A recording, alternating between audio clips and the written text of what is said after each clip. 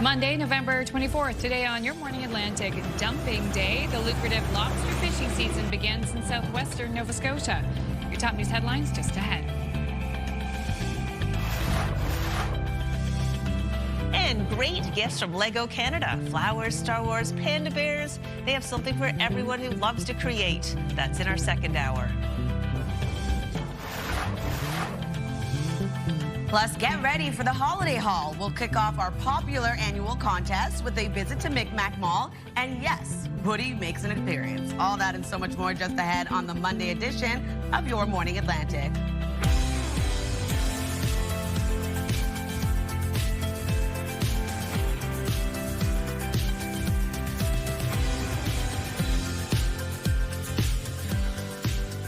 Hello! Happy Monday, brand new week. Gosh, last week of November, if you can believe it. No. My heaven, 6:01. We got Amanda, Demis, and Latavia Beezer, myself, Crystal, here today to welcome you in your week. We got all the information you need. Yeah. I would just like to brag, if I may. Yeah. I think I got all my Christmas shopping done this weekend, pretty much. Oh my goodness, that's amazing. Right? Congrats. All the heavy lifting. Amazing. There's so many great Black Friday sales going on. I noticed that as well. Black Friday has become like a week-long event even before Black Friday hits. And yeah, I did take advantage. Last year I didn't take advantage, and then I was kicking myself when I didn't, get this. I think I got pretty, there's a few little nicks and knacks, but mostly done, which is great. Now I can finally do some decorating and things like that. So, Absolutely, because the malls are packed. On Saturday, I was like, I'm never coming back here until after the holidays. Well, I went to McMack Mall last week to shoot the segment that we're going to show you right now, and it was busy, but a nice hum. Like if you go during the weekdays, I think if you find a way to sneak away, Right. you'd be better off. But I got a ton of stuff. Like I just looked like a movie with all the bags and parcels. Too bad they weren't all for you. Exactly. It was all hat boxes, and got my designer, exactly. Anyway, weather-wise, what did we look at on this Monday? A seasonal day today for much of the region. We do have a bit of mixed precipitation yet again, but it's just a chance of showers and/or flurries for the maritime region, parts of the maritime region, I should say, and then for Newfoundland and Labrador, a bit of the same as well. So here's a live look at Antigonish, another dark start to your day. It is cold early this morning for parts of Atlantic Canada. Just keep that in mind when you are heading out. We're pretty used to that right now. But into the afternoon for our daytime highs, temperatures will warm up a little bit later on. So here's a look at our current temperatures. It's -6 degrees heading outdoors in Edmundston with -3 in Fredericton. -2 degrees starting off your day early this morning in Moncton, 0 in Charlottetown, -3 in Sydney, 1 degree in Halifax, -6 in Labrador City, and 0 into St. John's, Newfoundland. Over to our satellite and radar, you can see exactly what I was just mentioning. A chance of flurries and/or showers. Going to see that a bit more into parts of mainland Nova Scotia and to the Tri-County area. Other areas of the maritime region just seeing a chance of flurries that will clear into the afternoon. And then same thing goes for Newfoundland and Labrador. Parts of those provinces will see a bit of mixed precipitation as well. In terms of the wind for the maritime region, going to remain light throughout your day. As of right now, nothing above 13 kilometers per hour in Edmundston, 15 in North Cape, so a little bit higher, and 11 into Moncton. No wind gusts to report at this time. We'll take another look at your long-range forecast kicking off the work week, but first, we'll take a look at your local news with Amanda. Thank you so much, Latavia. And because of favorable weather conditions, dumping day is going ahead. It is the start of the lucrative lobster fishing season in southwestern Nova Scotia. And you can look and see that at the wharf in Sambro, water's very calm this morning. Loved ones will be on the wharf to wave the crews goodbye and good luck when they depart the wharf at 7 a.m. And we also have a time-lapse video, too, of boats departing Pubnico Harbor early this morning. As we mentioned, the weather is on the fisher's side. The annual dumping day is the final Monday of November, but it is weather dependent. Nearly 1,500 lobster boats are expected to set traps in LFA 33 and 34, which stretches from Digby County to southern parts of Halifax County. The executive director of the Lobster Association for LFA 33 and 34 will join us live at 7 a.m. And again, here's a live shot at the wharf in Sambro, Nova Scotia, where boats are preparing to leave. To breaking news now from Halifax Regional Police. This just in. Police say at 5:30 this morning, they responded to a report of a pedestrian who was hit by a garbage truck in the 200 block of Lacewood Drive. That is in Halifax. Police say the pedestrian was taken to hospital with life-threatening injuries. Police say the investigation is ongoing and in the early stages. It is worth noting as well, Lacewood Drive eastbound between Willett Street and Dunbrack Street is closed to all traffic.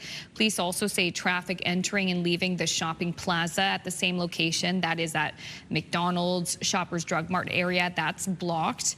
And police say that they expect those traffic restrictions will remain in place for some time. They are asking drivers, if this is part of your morning commute, to take a different route to where you need to be this morning. And in Cape Breton, police are investigating a suspicious death in Hillside Bullardry. Police say officers received a 911 call of a female in medical distress around 1:15 Sunday morning. They say that female was taken to hospital where she later died of her injuries. Police say one male was arrested at the scene. Police believe this was an isolated incident and say the two knew each other. Also in Cape Breton, a 13-year-old girl from Glace Bay has been charged with assault. Police say the alleged incident happened last Thursday. Police say two females assaulted another female who suffered non-life-threatening injuries. A 13-year-old has been charged with assault and uttering threats. Police say they do expect to lay more charges. Now, it was just over a week ago when New Brunswick's health minister, Dr. John Dornan, spent 24 hours in the ER waiting room at the Moncton Hospital.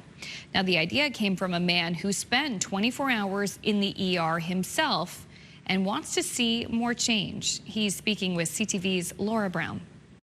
Peter Phillips says it was a severe pain in his lower abdomen that landed him at the Moncton Hospital's ER in October. It was 7:30 in the evening. At 8:30 the next morning, he got a CT scan. It was appendicitis. But appendicitis is a terrible pain. So if you're sitting in the ER overnight with appendicitis, it's not very fun. 2 weeks later, Phillips says he had more pain at the surgical site, so he returned to the ER. I went at 2 in the afternoon and I sat there until 2 in the afternoon the next day. The unfortunate circumstance sparked an idea. Invite the health minister and premier to spend 24 hours in the ER waiting room, just as Phillips had done, to both experience what it's like and perhaps see the need to add another ER doctor overnight. Even though you're in pain yourself, you can't help but see the misery around you. You know, people holding their head in pain, people with blood coming through, towels wrapped around their arms, people rocking back and forth in pain. The invite went out November 5th. Minister John Dornan quickly accepted, but Phillips says he wasn't given a date as to when it would happen. He then received a surprise email from Dornan on November 15th, confirming the minister had just completed the wait. Phillips says he was hoping there would be more of a debrief on what the minister took away from the experience. I don't know that it advanced sort of the issue any. I mean, he kind of said the right words, and but I don't think we changed his mind. Dornan didn't publicly reveal he had completed the challenge until reporters asked him about it on November 18th. And it was a difficult experience. You know, it gave me insight. Not complete, but insight in what people go through. The minister did say he walked away with more empathy for people who do experience that wait. We need to do better. Phillips has since started a healthcare advocacy group called MB Broken Healthcare. He feels no one should have to wait 24 hours for care. Laura Brown, CTV News, Fredericton. Thank you, Laura. Finally, the 2025 Canadian Curling Trials are officially underway in Halifax.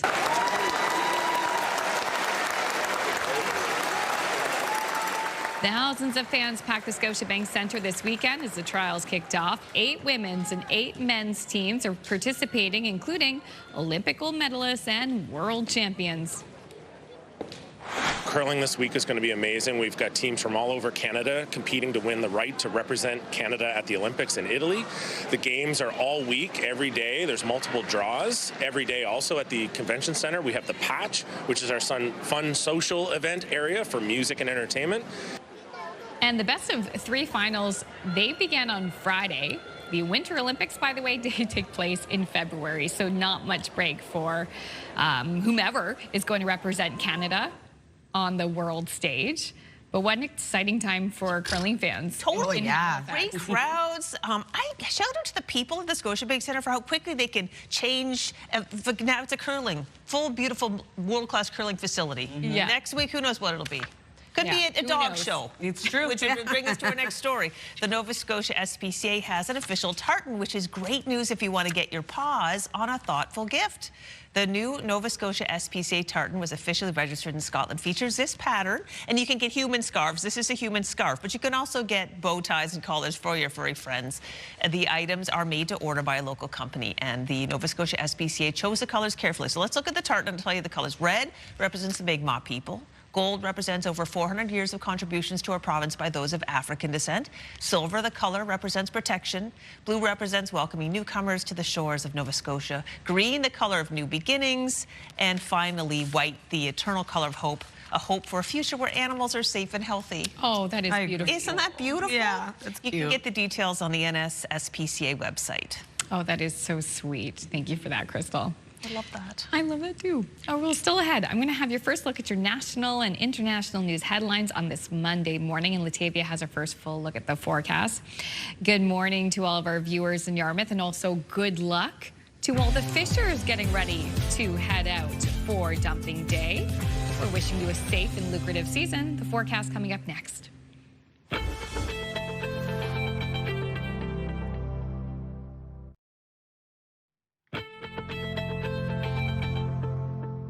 Happy Monday, Atlantic Canada. The time now is 6:14. We're taking a live look at St. John's, Newfoundland. A dark start to your day. We do have a chance of some flurries under showers starting off your day. That will clear, leaving a bit of sunshine into the late afternoon.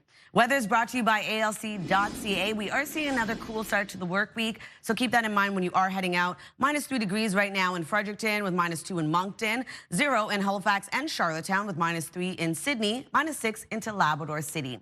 Over to our forecast timeline. A bit of a cloudy start to the day for much of Atlantic Canada. We do have a bit of mixed precipitation starting off the day for mainland Nova Scotia and into the Tri-County area. This is a chance of some scattered flurries and or showers, so you may not even see it happen, but it is there. And then into the afternoon, we're going to start to see this system slowly move and taking us into the evening hours. Much of the same expected, but pretty clear skies, a bit of mixed precipitation for parts of Newfoundland, and then into parts of Labrador, seeing a chance of flurries continue. If you're wondering about precipitation totals, not much to see at all, looking at around 2 to 5 millimeters for Lunenburg, and light trace amounts expected for parts of Newfoundland. In terms of our snowfall outlook, only seeing 1 to 5 centimeters expected into Kentville. Other than that, 1 to 5 also expected into Labrador City. Over to our forecast today for New Brunswick. We are going to see a chance of flurries starting off the day for the central and southern region of the province, clearing into the afternoon, leaving a mix of sun and cloud. For the northern region, we're looking at mainly cloudy skies starting off your day, seeing a chance of flurries into the afternoon. Daytime highs will range from -1 to 4 degrees. Prince Edward Island, looking at temperatures between 3 to 4 degrees. We're looking at some flurries expected in the morning, clearing, leaving sunshine into the afternoon. Same thing goes for Cape Breton. Eastern mainland Nova Scotia could see a chance of showers and or flurries that will clear, leaving cloudy skies into the afternoon. And then for the rest of Nova Scotia, looking at the same thing, flurries and or showers may start off your day, will clear, leaving a mix of sun and cloud into the afternoon. And then for Labrador City, looking at a high of -4 with a chance of flurries throughout the day. 6 degrees into St. John's, Newfoundland. Mixed precipitation expected to start the day, clearing, leaving mainly cloudy skies into the afternoon, and then returning into the evening. For our Tuesday forecast, we are going to see another cloudy start to the day ahead. We do have a bit of flurry action into parts of Newfoundland. And then other than that, on Wednesday, temperatures start to cool down a bit. We do have another low pressure system making its way over, bringing showers and a chance of flurries to parts of the Maritime region. That's a look at your weather forecast. We'll throw things over to Amanda for your national and international news headlines. Thank you, Latavia. Prime Minister Mark Carney is set to return to Ottawa today after a busy weekend of trade talks at the G20 summit. Canada and India have agreed to what is being called a comprehensive economic partnership after the two countries have been pursuing a free trade agreement on and off for more than a decade. CTV's Rachel Aiello reports from Johannesburg. Good morning. Prime Minister Mark Carney wrapped up his latest foreign trip today, taking big steps towards trading more with India. Does your government view India as a reliable trading partner? In terms of trade, yes, we do, actually. You can be both a reliable trading partner and there will be some sources of friction. After saying that, Carney sat down with Indian Prime Minister Narendra Modi, their second one-on-one meeting in the last 6 months. And the two emerged announcing Canada and India are launching negotiations towards a new economic partnership agreement. The ability to have more effective trade with them, to scale that trade with them, would be greatly helped by that. This reset comes after years of strained relations over allegations India denies of involvement in criminal activity on Canadian soil. With respect to any forms of foreign interference, we have to remain vigilant. We are vigilant. Carney also announced today that after talking on the sidelines of the G20 summit, he and South African President Cyril Ramaphosa agreed to launch talks towards a new bilateral investment agreement. Since taking office, the Prime Minister has secured nearly a dozen new economic and security partnerships in a push to diversify away from the United States. And as he pursues more deals, Carney said Canadians shouldn't consider that engagement as an endorsement of everything a country does. There are countries that we're not doing business with, that we're not talking to. Asked today when he last spoke to U.S. President Donald Trump, Carney dismissed the question. The Prime Minister said he's been busy, and when the Americans want to resume trade talks, Canada's ready. CTV's Rachel Aiello reporting in Johannesburg. And over the weekend, the Prime Minister also spoke with Ukraine's president about the next steps in a peace agreement with Russia. Both Mark Carney and Volodymyr Zelensky say they support U.S. efforts to reach a negotiated peace plan with Moscow, though they want to see changes to what has been proposed. This comes as U.S. Secretary of State Marco Rubio led talks with a Ukrainian delegation in Geneva Sunday. Rubio says progress was made on crafting a plan to end the war, but no agreement was reached and work still needs to be done. Canada's top military strategists are considering the creation of a volunteer force to help defend the country from both man-made and natural disasters. CTV's Judy Trin takes a look at what that kind of defense corps would look like. Facing rising threats from climate change and competing states, testing Canada's sovereignty, military strategists want the federal government to create a volunteer defense corps made up of 300,000 citizens. When we're thinking about the number of events and domestic operations we've had in terms of fighting forest fires and so on, so this is all part of our transformation effort, and all Canadians will be, of course, voluntarily invited to serve. The document, drafted by the Strategic Joint Staff, says the force would have less restrictive age limits and lower physical standards and fitness requirements. The plan hasn't been approved by the government, but the defense minister supports the idea. The notion of having a civil force or civil group of Canadians who are ready, willing, and able to serve their country is something that has been talked about for years in Canada. It's something that our allies are doing and pursuing very, very actively. In countries like Sweden and Finland, hundreds of thousands of citizens are trained to operate bomb shelters and respond to natural disasters.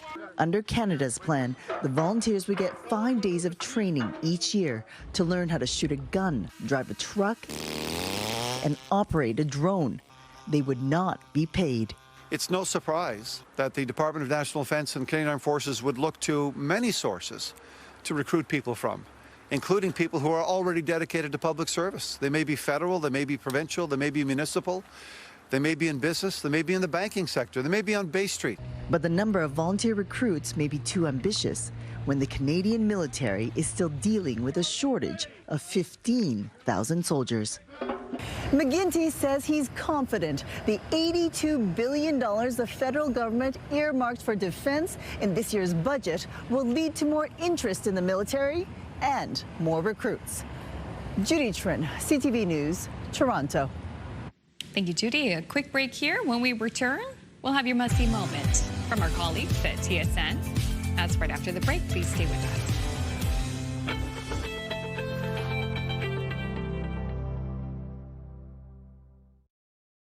Move Mornings with Aaron and Peter. Weekday mornings on Move 100. The most fun in the morning. and home of the $1,000 minute. Only on Move 100 Halifax.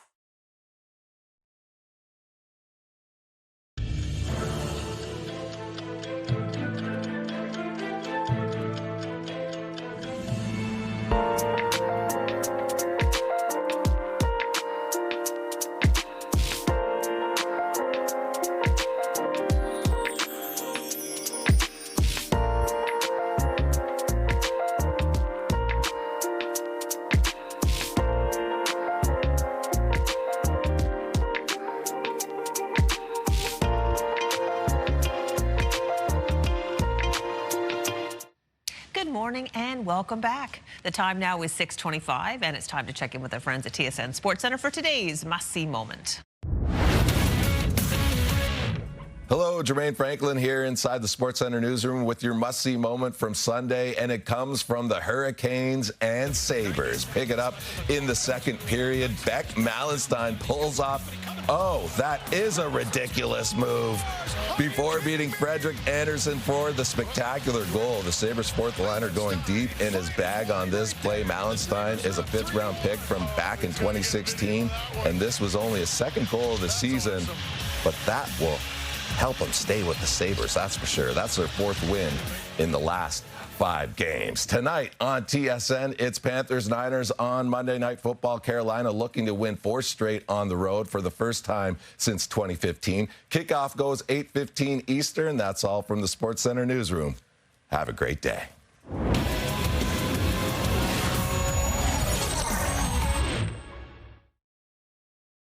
This TSN must-see moment brought to you by J.R. Rahe's Furniture and Appliances. Here's a look at our 3-day forecast as we kick off the work week in New Brunswick.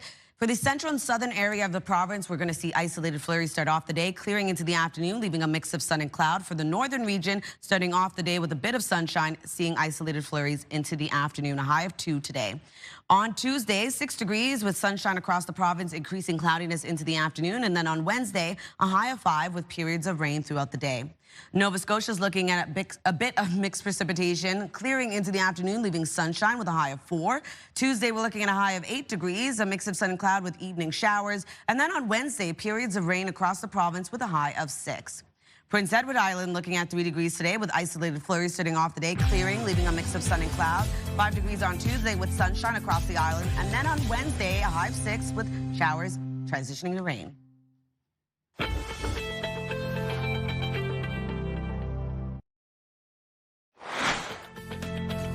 Ooh, just ahead in this half hour, the Move Morning Chat. Today we're talking Christmas trees. We know people have an opinion on this one, and we want to know what it is, real or artificial.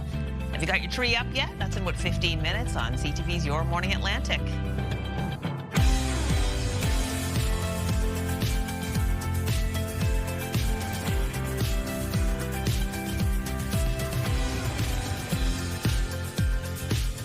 Morning to you, Atlantic Canada. We hope you had a great weekend, and we're so happy that you are starting off your work and school week or whatever week it is for you with us.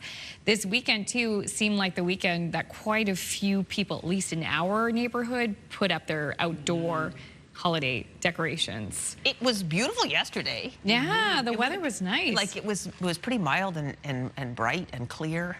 Yeah. I did not get around to that though. But I have to just like understand there's a lot to getting ready for the holidays. Oh yeah. There are. I mean, there's still lots of time. You finish your gift list. That's the thing. I think that was my big thing, working on the gift list this week. But anyway, if you haven't got your stuff up yet, that's okay. You're not alone. I'm with you. You though are decorated beautifully in your place. Thank you. Yes, and I was telling you ladies this morning, I decorated early, and now my children are starting to pull things, decor off the tree. So I'm like, I gotta do it again? Again? So funny. Put all the non-breakable ones at the bottom or within arm's reach. Totally. Yeah. Totally. Gosh. Yay. All right. I'm going to switch gears and talk about the weather. Not a bad day today. It's going to be a bit cool this morning, but temperatures will warm up a little bit later on. Here's a live look at Charlottetown. Quite a dark start to the day. We are expecting some isolated flurries early this morning in your area, but that's expected to clear. If it does happen, leaving sunshine into the afternoon. currently 0 in your area as well. A bit cooler for other parts of the Maritime region. We're looking at -3 degrees starting off your day in Fredericton, -2 in Moncton, -3 degrees early this morning in Sydney, 0 in Halifax and St. John's, Newfoundland. Taking a look at our satellite and radar, we are expecting a bit of mixed precipitation for much of Atlantic Canada. Now, it's only a chance of showers for many areas and/or flurries, and we will be seeing sunshine for parts of the region into the afternoon. In terms of the wind, quite light today and will remain so. Nothing above 15 kilometers per hour right now in North Cape, 13 into Edmonton with 11 in Lunenburg, and no wind gusts to report at this time. We'll have another look at your long-range forecast just ahead, but first a look at your local news with Amanda. Thank you, Latavia. And we begin with breaking news in Halifax. A pedestrian has life-threatening injuries after they were struck by a garbage truck this morning. Halifax police say it happened before 5:30 a.m. in the 200 block of Lacewood Drive. The pedestrian was rushed to hospital. Their age and gender has not been released by police. Lacewood Drive, eastbound between Willett Street and Dunbrack Street, is closed to all traffic. Police are advising drivers to take another route as they investigate. Elsewhere in Nova Scotia, it is dumping day, the start of the lucrative lobster fishing season in the southwestern part of the province. Here's a live look at the wharf in Sambro this morning, where lobster fishers are putting the final touches on their vessels before they prepare to head off. Loved ones will also be on the wharf to wave the crews goodbye and good luck when they depart at 7 a.m. So in less than 30 minutes from now. We also have a time-lapse video to show you. This is of the boats departing Pubnico Harbor before sunup. Now, the weather is on the fishers' side. The annual dumping day is the final Monday of November, but it is weather dependent. Nearly 1,500 lobster boats are expected to set traps in LFA 33 and 34. As you can see, it stretches from Digby County to southern parts of Halifax County. The executive director of the Lobster Association for LFA 33 and 34 will join us live at 7 a.m. to talk about the start of the season. A 44-year-old man from Shubenacadie, Nova Scotia is dead following a single vehicle crash in East Hants. It happened Friday afternoon on Highway 215. Police say when officers arrived on scene, they found a Nissan Pathfinder that appeared to have gone off the road and into a ditch. The driver was pronounced dead at the scene. The cause of the crash is under investigation. At Sunday's G7 meeting, the Public Safety Minister for Canada said the federal government's rollout of its contentious gun buyback program is set to launch nationally after a pilot project wrapped in Cape Breton. We believe the systems are operational and are ready to go. I will be sharing our next steps on the program as we roll out throughout the country, but it is significant to say that we will be rolling the program out across Canada. The government launched its pilot program in Cape Breton earlier this fall. Results of that early rollout have not been released, and there's no word yet on when the national rollout is expected to begin. Finally, with holiday shopping really ramping up, downtown districts across the country are trying to keep spending close to home.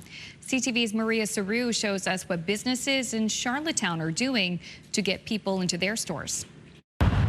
On Charlottetown's main streets, the search for the right gifts for loved ones has started. Family, friends, neighbors. And as costs climb, shoppers say they're being more intentional about where their dollars go. Definitely supporting your local artists and your local community. It's so important for our economy. Making sure that we support our friends, family, community, our country, our pride. This week, Islanders and businesses got an extra boost. Local gift cards offered by Downtown Charlottetown Incorporated were 20% off, a one-day deal to promote spending at shops in the community. If it benefits the business, it benefits the community.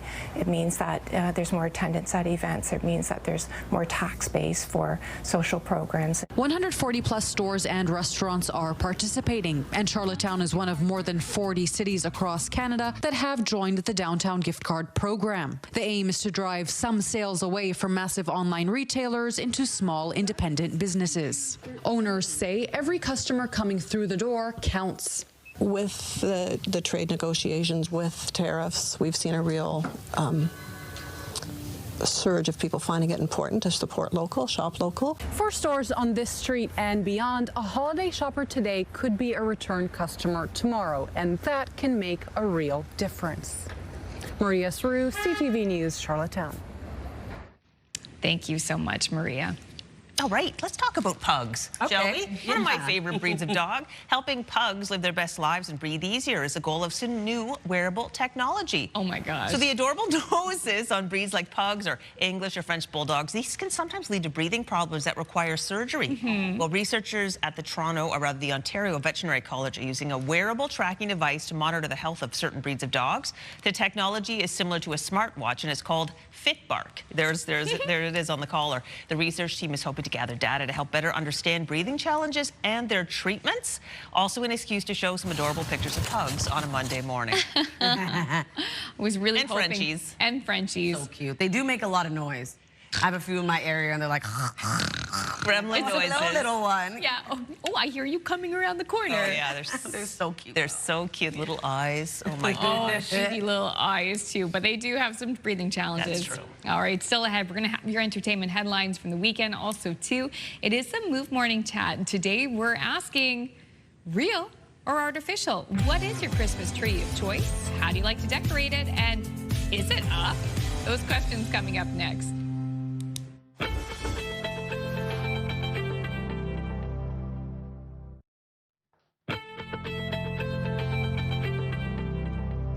A dark start to the day over at Officers Square in Fredericton. Good morning, Atlantic Canada. The time now is 6:42. A bit of a cold start to the day as well in your area, currently -3. Temperatures will warm up a little bit later on, and we are expecting some isolated flurries starting off your day. We are going to see some mixed precipitation for parts of the region and another cold start to the day, but temperatures will warm up for the most part. -5 degrees right now in Bathurst, -2 in Moncton, 0 in Charlottetown and in Halifax, with -3 degrees in Sydney, -6 starting off your day in Labrador City. Over to our forecast timeline, a bit of a cloudy start to the day and a cold one at that. We are going to see temperatures warm up a little bit later, and a bit of mixed precipitation is expected to move in. For the Maritime region, we are going to see a chance of flurries and or showers remaining quite low in their percentage, looking at around 30 to 60% of it happening. And then into the afternoon, for the most part, we will be seeing clearing. Now, Newfoundland and Labrador, starting off the day a bit cloudy as well, could see some pockets of sunshine for both provinces. And we are expecting some flurries for parts of Labrador and parts of Newfoundland seeing mixed precipitation as well. And then into the evening and overnight hours, pretty clear skies, taking us into early Tuesday morning. We are expecting a sunny day ahead for Tuesday for the most part. And if you're wondering about precipitation totals, we are only going to see around 2 to 5 millimeters for Lunenburg, and then for Newfoundland, Labrador going to remain quite light. And then for our snowfall outlook, we are going to see around 1 to 5 centimeters of snowfall for Kentville and 1 to 5 for Labrador City. Over to our forecast today for New Brunswick. For the northern region, starting off with mainly cloudy skies and then seeing some isolated flurries into the afternoon. For the central and southern region of the province, we're starting off the day with chance of flurries, clearing, leaving a mix of sun and cloud with daytime highs ranging from -1 to 4 degrees. Prince Edward Island also starting off the day with a chance of flurries, and then that will clear, leaving a mix of sun and cloud with highs between 3 to 4 degrees. And then for Cape Breton, eastern Nova Scotia, looking at a chance of flurries, clearing, leaving cloudy skies. We do have a chance of showers for this part of the province as well. And then for the rest of Nova Scotia, also seeing a chance of mixed precipitation, clearing, leaving a mix of sun and cloud into the afternoon. For Labrador City, looking at a high of -4 today. Also going to see flurries throughout the day today. And then a high of 6 degrees for St. John's, Newfoundland, starting off the day with a chance of showers and or flurries, clearing, leaving mainly cloudy skies into the afternoon. And then that mixed precipitation will return into the evening. So for Tuesday's forecast, a bit of a cloudier start to the day. Pockets of sunshine still remain across Atlantic Canada, really, and seeing a bit of mixed precipitation for parts of Newfoundland. Other than that, on Wednesday, temperatures start to cool down a bit, and we do have another low pressure system making its way over, bringing a chance of flurries and a chance of showers back around. So that's a look at your weather forecast. Now we're going to throw things over to the Move Morning Chat.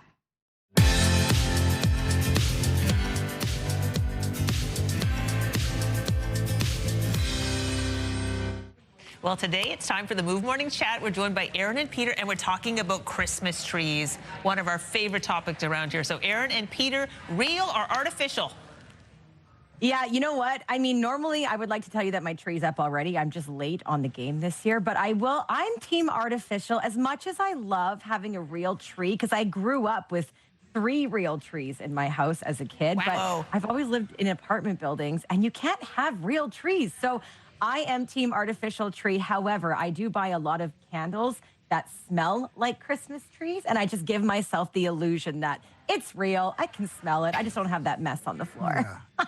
The fact that you can't have a real tree, Erin, in your apartment might explain a story from last week that said that, now this was in the U.S., that 83% of people were using artificial trees, only 17% real trees, those who put up a tree. And that number kind of, I just don't think it's the same here. But just for the record, sticking with the topic here, no, I don't have our tree up yet.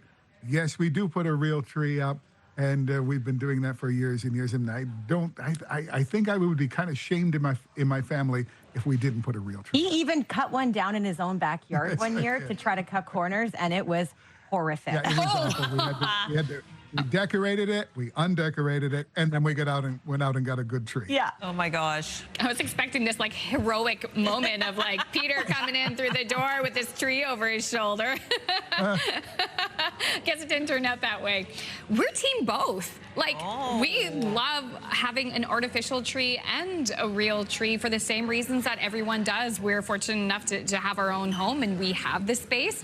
I will tell you, like Erin said, for her growing up, we're starting to have more than one tree. So we have our main tree in the family room, which has a bunch of ornaments from over the past few years. We got a dog a couple of years ago, and he loves sticks. So we've been a little hesitant about getting a real tree since we received the dog, who's by himself at home in the morning. So yeah, we enjoy both, but I also have an additional tree for our bedroom, and it's a skinnier one with like the frosted snow all over it. And that's Mommy's tree. That's the one that has a theme to it of like pinks and teals. It's pretty. So you can see you've unleashed the beast here. Okay, this could be like a 3-hour podcast, and I'm here for it. I'm here for it. But we don't have that kind of time. I'll tell you, I am real all the way. I love real everything. I even string up my own real cedar to make garland for outside my home. Like, I love the smell. Like you're saying, Erin, I still have the candles. And we have a really old home, which is my dream. And we have a beautiful old mantle, and just the tree with the ornaments that all tell a story. Like, it's just, it's one of my greatest joys, actually, putting up the tree and having it there to look at with the twinkling lights on at night. Oh, so perfect. Well, we'll be putting up our tree eventually, not up yet, but we want to know for our viewers at home, do you prefer a real tree? Do you prefer a fake one? Is it up yet? And if so, send us a picture. We would love to see it. 10400 is the number. Please send us a text, and we will share your answers later in the show.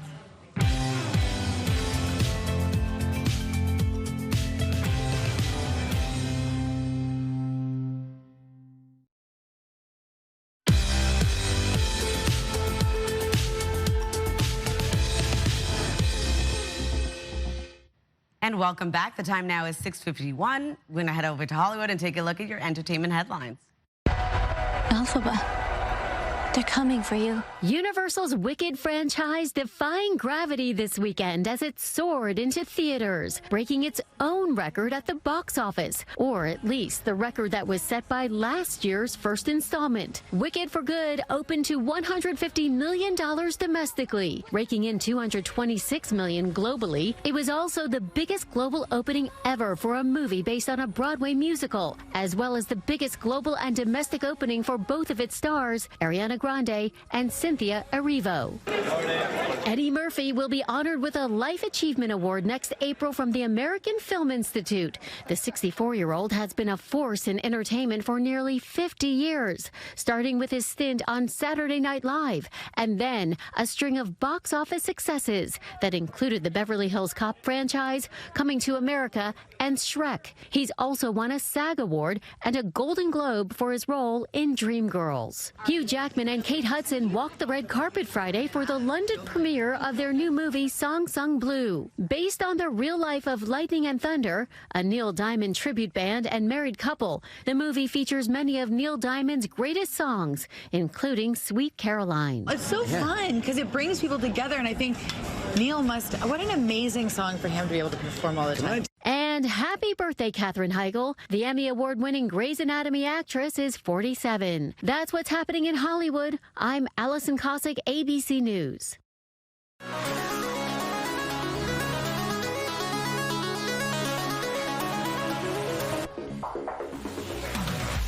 And in case you missed it, here's a story about a young Nova Scotia woman who is making every second count. With her heart transplant failing, she's determined to make memories and lobby for organ donation so she can help as many people as possible. Here's CTV's Stephanie Seacos. At 28 years old, Rebecca Gillis should have her whole life ahead of her, but she recently received some devastating news. Essentially, the rejection cannot be reversed. It's irreversible.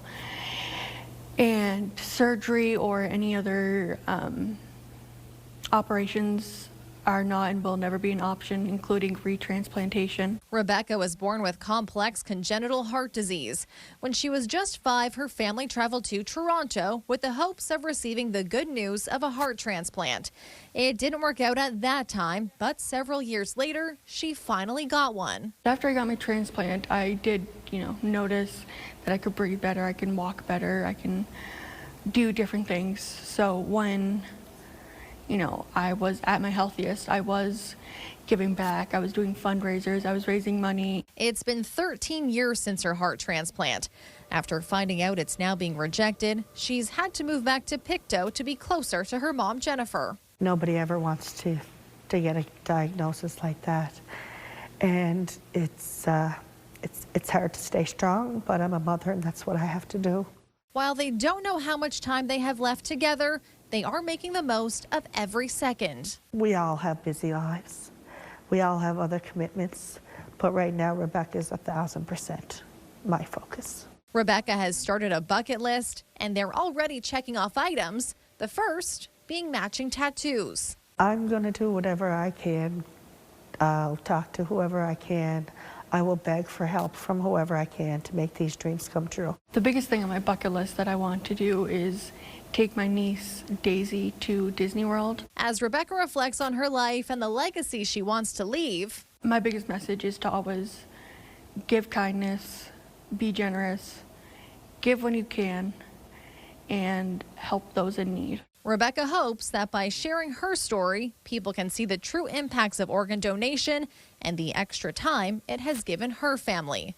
Stephanie Seacos, CTV News, Pictou, Nova Scotia. And thank you to Rebecca for sharing her story. Happening now in local news, in Halifax, a pedestrian is in hospital with life-threatening injuries after they were struck by a garbage truck on Lacewood Drive this morning. Plus, it is dumping day, the start of the fall lobster fishing season in southwestern Nova Scotia. We'll speak live with the executive director of the Lobster Association for LFA 33 and 34. And celebrating 50 years of Ringette in Fredericton. Those stories coming up next in your local news headlines. But first, Latavia has the 3-day forecast. Thanks, Amanda. Starting off in New Brunswick, we'll see a chance of flurries clearing, leaving sunshine into the afternoon with a high of 2. On Tuesday, sunshine starts off the day, increasing cloudiness into the afternoon with a high of 6. And then on Wednesday, wet weather expected throughout the day, periods of rain. For Nova Scotia, looking at a chance of showers and/or flurries today, clearing, leaving a bit of sunshine into the afternoon with a high of 4. 8 degrees on Tuesday with sunshine, and then evening showers for the southwestern region. And then on Wednesday, a high of 6 with periods of rain. We are going to see flurries start off the day in Prince Edward Island, clearing, leaving sunshine. Sunshine on Tuesday as well, and then wet weather on Wednesday.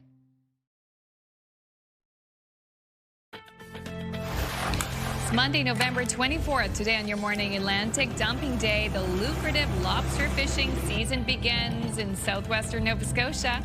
Your top news headlines and a live shot. That's just ahead. And great gifts from Lego Canada. Flowers, Star Wars, panda bears, video equipment. I got a little something for everybody who loves to create. That's in our second hour.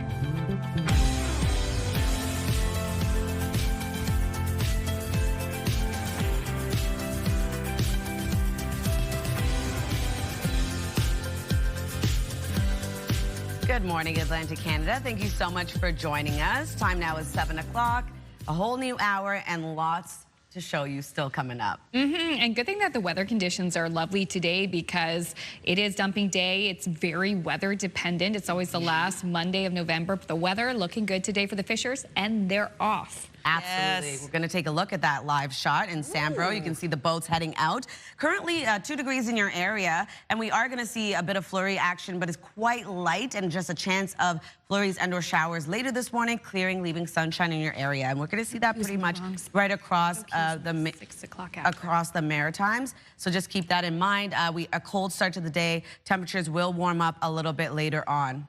So we're going to take a look at our current temperatures. Right now, -3 degrees heading outdoors in Fredericton, -2 in Moncton, 0 into St. John's, Newfoundland.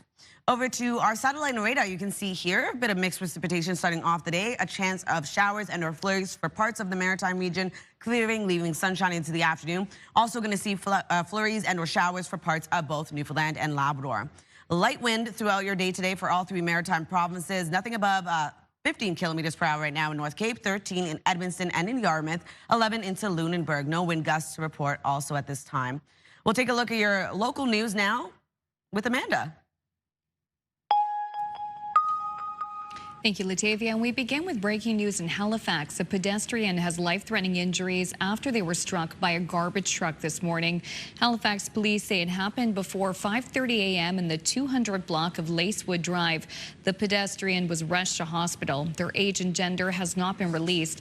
Lacewood Drive eastbound between Willett Street and Dumbreck Street is currently closed to all traffic, and police are advising drivers to take another route as they investigate. It is dumping day, the start of the lucrative lobster fishing season in southwestern Nova Scotia. Here is a live look just off the wharf in Sambro, Nova Scotia at 7 o'clock. Those lobster fishing boats head out. It is a time to get out as soon as you can to dump those lobster traps on the wharf. Loved ones wish the fishing crews goodbye and good luck for the day. We also, too, have a time lapse of the boats departing Pubnico Harbor early this morning. That was a little earlier before the sun was up. As we mentioned, the weather is on the Fisher side. The annual dumping day is the final Monday of November, but it is weather dependent. For more on conditions this morning and joining us live from Pubnico is Dan Fleck, the Executive Director of the Brazil Rock 33-34 Lobster Association. Good morning to you, Dan. How are you? I'm doing well. Good morning, Amanda. Tell us a bit of where you are this morning.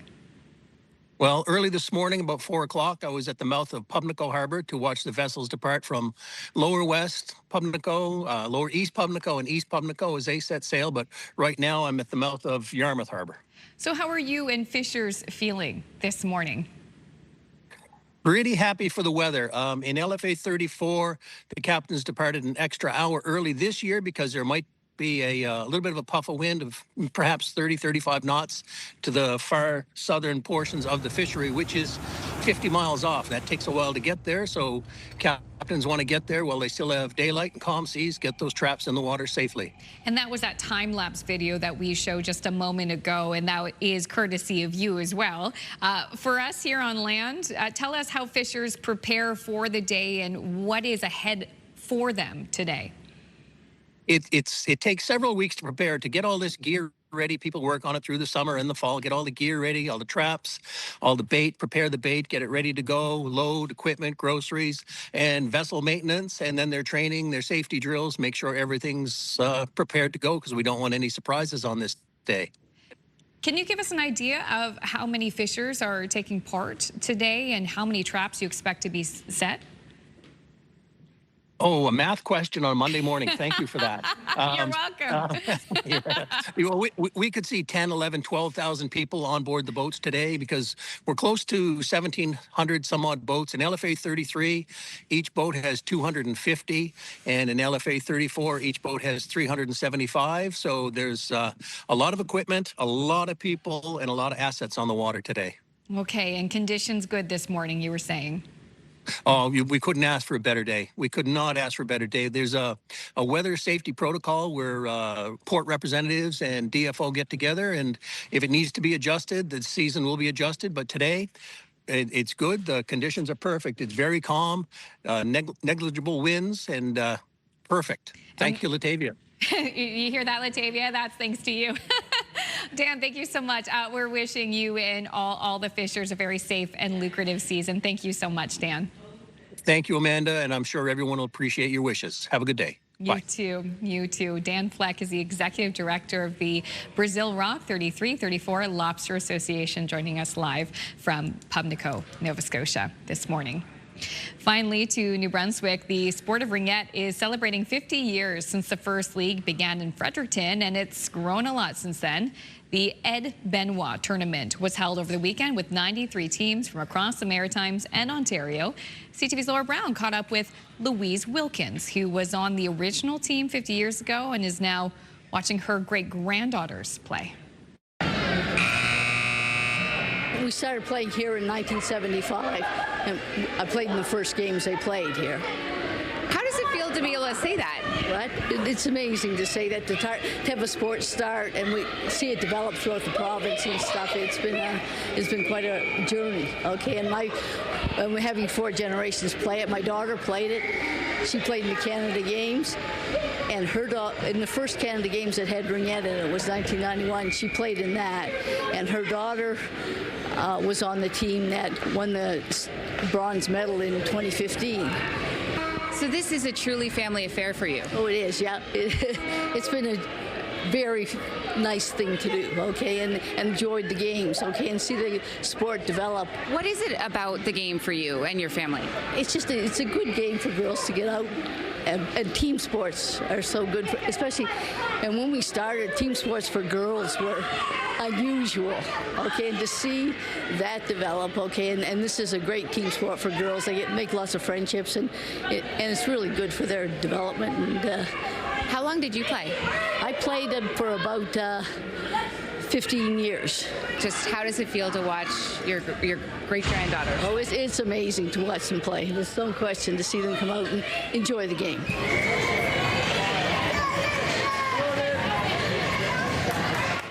Thank you to CTV's Laura Brown for that piece. 50 years of Ringette, and just over generations, seeing generations of female players. Sure. Incredible. All right. Well, you never know when or where you might find love. You could find it even at the swimming pool.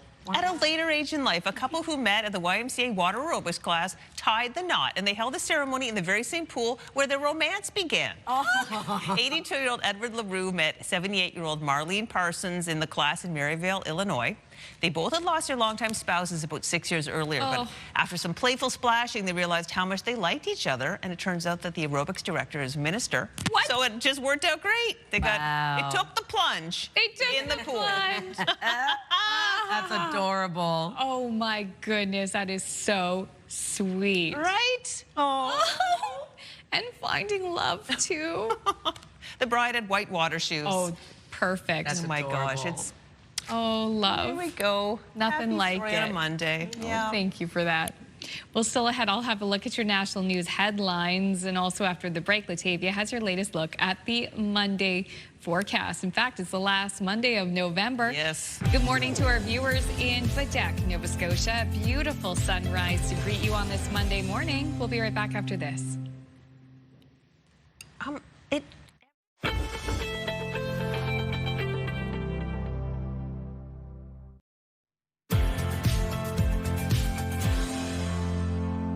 Good morning, Atlantic Canada. The time now is 7:12. We're taking a live look at a dark start to the day over in Lunenburg. 3 degrees. We are expecting some scattered flurries with the risk of freezing rain early in the morning. That will clear, leaving sunshine in your area into the afternoon. Weather is brought to you by ALC.ca. A bit of a cold start to the day for much of the region. As of right now, -3 degrees heading outdoors in Fredericton, -1 in Charlottetown, 0 in Halifax with -2 degrees in Sydney, -7 over in Labrador City, and 1 degree into St. John's, Newfoundland. Over to our forecast timeline. We are seeing a bit of a cloudy start to the day for much of the region, a bit of sunny breaks early this morning as well. But we do have a bit of mixed precipitation tracking across parts of Atlantic Canada. So for Nova Scotia, we will be seeing a chance of some showers and or flurries starting off the day for parts of the province, but we are going to see sunshine return into the afternoon. For New Brunswick, for the northern region, starting off the day with flurries clearing, leaving mainly cloudy skies. And then for the central and southern region of the province, seeing flurries start off the day and then clearing, leaving sunshine. For Newfoundland and Labrador, we are going to see a bit of flurry activity over parts of Labrador. And then for Newfoundland, looking at a chance of showers and or flurries for parts of the province. Into the afternoon, pretty much the same, and then that takes us into the evening overnight hours. We start to see a bit of clearing of that cloud coverage for the maritime region, taking us into early Tuesday morning, where we do have a sunny day ahead for the most part. If you're wondering about rainfall totals, going to remain quite light, only seeing around 2 to 5 millimeters for Lunenburg, and then over to Newfoundland and Labrador, not really seeing totals accumulate. For the snowfall outlook, only seeing around 1 to 5 centimeters into Kentville and 1 to 5 into Labrador City. For our forecast today for New Brunswick, for the central and southern region of the province, looking at flurries starting off your day, clearing, leaving a mix of sun and cloud. For the northern region, we are going to see mainly cloudy skies and then flurries into the afternoon. Daytime highs between -1 to 4 degrees. Prince Edward Island looking at highs between 3 to 5 degrees. Isolated flurries start off the day, clearing, leaving a mix of sun and cloud. And then for Cape Breton, eastern Nova Scotia, seeing a chance of showers and or flurries, clearing for the most part, seeing cloudy skies.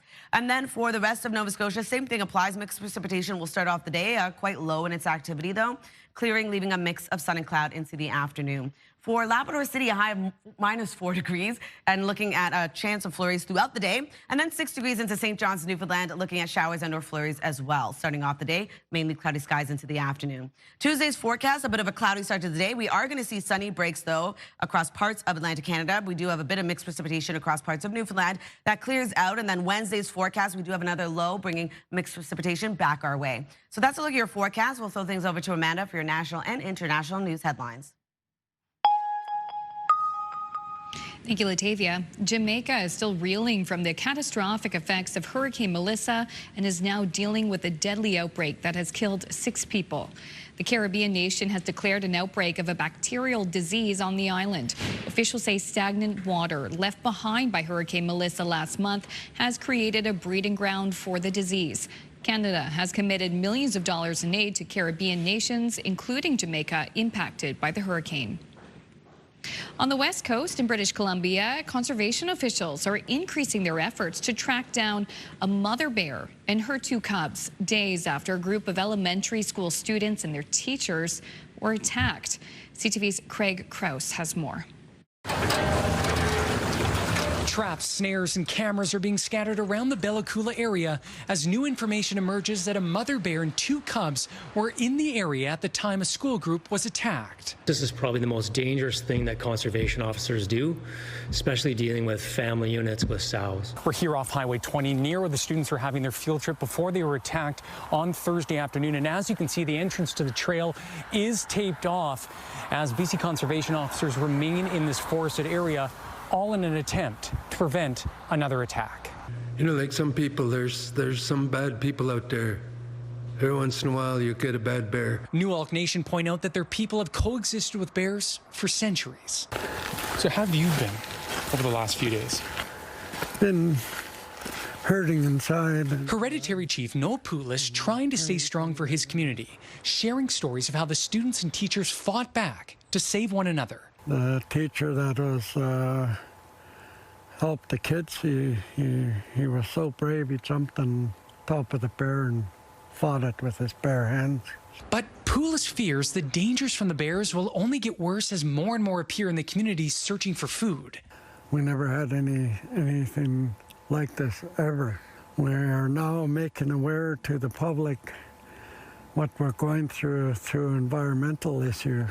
Reports indicate the bear that attacked the group may have been injured previously. Both Chief Pootlis and experts say this only makes them more aggressive. It can unfortunately cause the bear, of course, to be in severe pain. It can be difficult for them to feed themselves if they are injured. BC Conservation tells us officers and more resources are being brought in to help in the search, a search that will continue with no timeline yet of leaving. Craig Crowe, CTV News, Bella Coola. Thank you, Craig.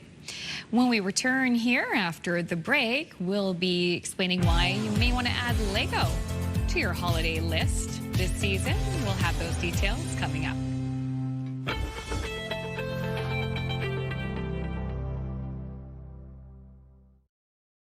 Move Mornings with Aaron and Peter. Weekday mornings on Move 100. The most fun in the morning. And home of the $1,000 minute. Only on Move 100 Halifax. If you're looking for a gift that combines creativity and connection, the LEGO Group has building sets that are sure to be a hit with people of all ages. Here to tell us more is Priscilla Sam, Senior Marketing Manager with LEGO Canada Inc. Good morning, Priscilla. Good morning, Crystal. So nice to be here today. Well, it's so great you brought in such wonderful LEGO building sets for us. What makes LEGO such a timeless holiday gift?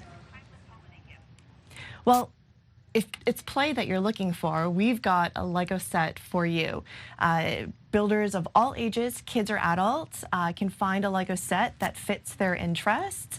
And I think what makes LEGO sets really timeless is that you're not only gifting something to someone, but then you also have time to build together. And what better way to spend the holidays than to sit on a dining table and build a LEGO set this festive season? Well, it's something that our family loves to do. You have brought in some wonderful LEGO sets for us. Why don't you walk us through some of your top picks? That's great. So I've got here probably the cutest character in the galaxy, Grogu and his hover pram. So if you are a fan of the TV series, this one is the set. And here is the LEGO Creator 3-in-1 Panda family. So we've got an adult panda with a little baby one here. And what's really great about these sets is that you can actually take all the same bricks, take it apart, and actually build either a penguin or an orca as well. And here we've got LEGO botanicals, and these are literally creativity in bloom. There's 7 different flowers here. They're beautiful on a table. You'll never have to water them, and they're great for any coworker or teacher or friend on your holiday list. And for any gamer here, this set is super cool. This is the Game Boy. It's a nearly 1-to-1 replica of the real thing. So very, very cool, and one of our newest sets from this year. Such great suggestions. What's new and exciting from the LEGO Group for the holidays? We've got so many exciting things. This year we've had really, really exciting partnerships from Game Boy, but also from hit movies and TV shows like LEGO Wicked, LEGO Wednesday, and even LEGO One Piece. And of course, LEGO Botanicals has been a super, super fun collection for us. So when you go to the store for your holiday list, you're going to see so many new and fun things from the LEGO Group. Well, where can Canadians find these LEGO sets? Yeah, any major retailer, so Walmart and Amazon, and of course on lego.ca. So great time to go out there and finish your holiday shopping. Well, Priscilla, thank you so much. Thank you. Thank you so much for having me. And we put a link to more information about the LEGO Group on our website. And speaking of holiday gifting, when you put those gifts under the tree, well, is it going to be real or artificial? Is your tree up yet? Do you have photos of your Christmas tree that you'd like to share? Well, we'd like to see them. Text us at 10400. That's the topic of the Move Morning Chat today. We'll have a wonderful roundup of your Christmas tree photos and suggestions at the end of the show. It is now time to take a look at your 3-day forecast with Latavia. Thanks, Crystal. Taking a look now, we do have a mainly cloudy start to your day into the northern region. Chance of flurries into the afternoon for the central and southern region of the province. We are looking at isolated flurries starting off the day, sunshine into the afternoon.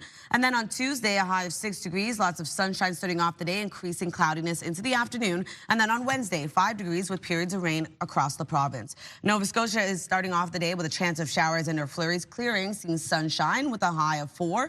Tuesday, looking at a high of 8 degrees. Sunshine throughout your day, evening showers for the Tri-County area, and then into Wednesday, looking at periods of rain across the province with a high of 6. Prince Edward Island starting off the day with isolated flurries, expected to clear, leaving a mix of sun and cloud with a high of 3. On Tuesday, a high of 5, looking at a mix of sun and cloud across the island. On Wednesday, wet weather returns, scattered showers, transition over to evening rain.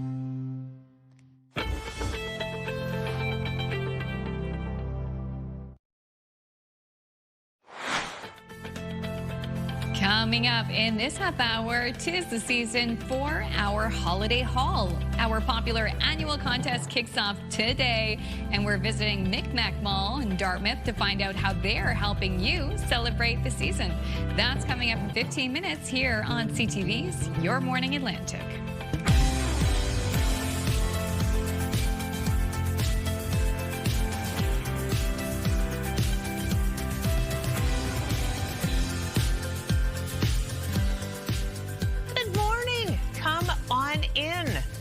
through the show already. Brand new week, last week of November. If you have holiday shopping to do, we're here to help you, giving you gift suggestions galore. Yes. Love the Lego sets that we just saw. So cool. The little panda that turns into an orca. I mean, come on, penguin. Adorable. She mentioned the Wicked sets too. I know I've been hinting at my husband. I was like, I would love these bookends. Yeah, and I love this time of year. That's hilarious. I Lego love bookends. The malls are busy. I know you were out on the weekend. You found it busy. I was at McMack last week to do the segments, and it was so fun to be there in the holiday hustle and bustle. And I love that when you go to the malls, there's Santa's there, and in the case of McMack Mall, Woody, the talking Christmas tree, is there. Yeah, it's just so festive. It is, and I actually really love how they have the for the Q League fans, the Moosehead store opening up, so you can buy gear there, because sometimes you want it before you head to the game. Exactly, right? Yeah, for sure. And also great gift ideas. Like, and I got to try on some of the gear for the Woody and the Moosehead. What good quality.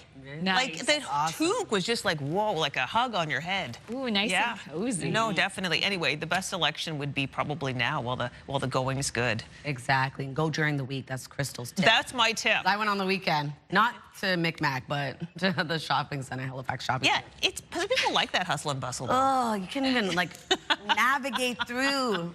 You got the stroller. Yeah, and I have a big double stroller too. I'm like, get me out of here. Yeah, no, definitely for you on the weekdays. Anyway, weather-wise today, what are we dealing with? A bit cool this morning. Not too bad though, starting off your day, and seeing a bit of mixed precipitation for parts of the region, but it's just a chance of it happening, around 30 to 60% chance. Well, there's the traps. Yeah. Here's a live look at Yarmouth. You can see a bit of a moody start to the day.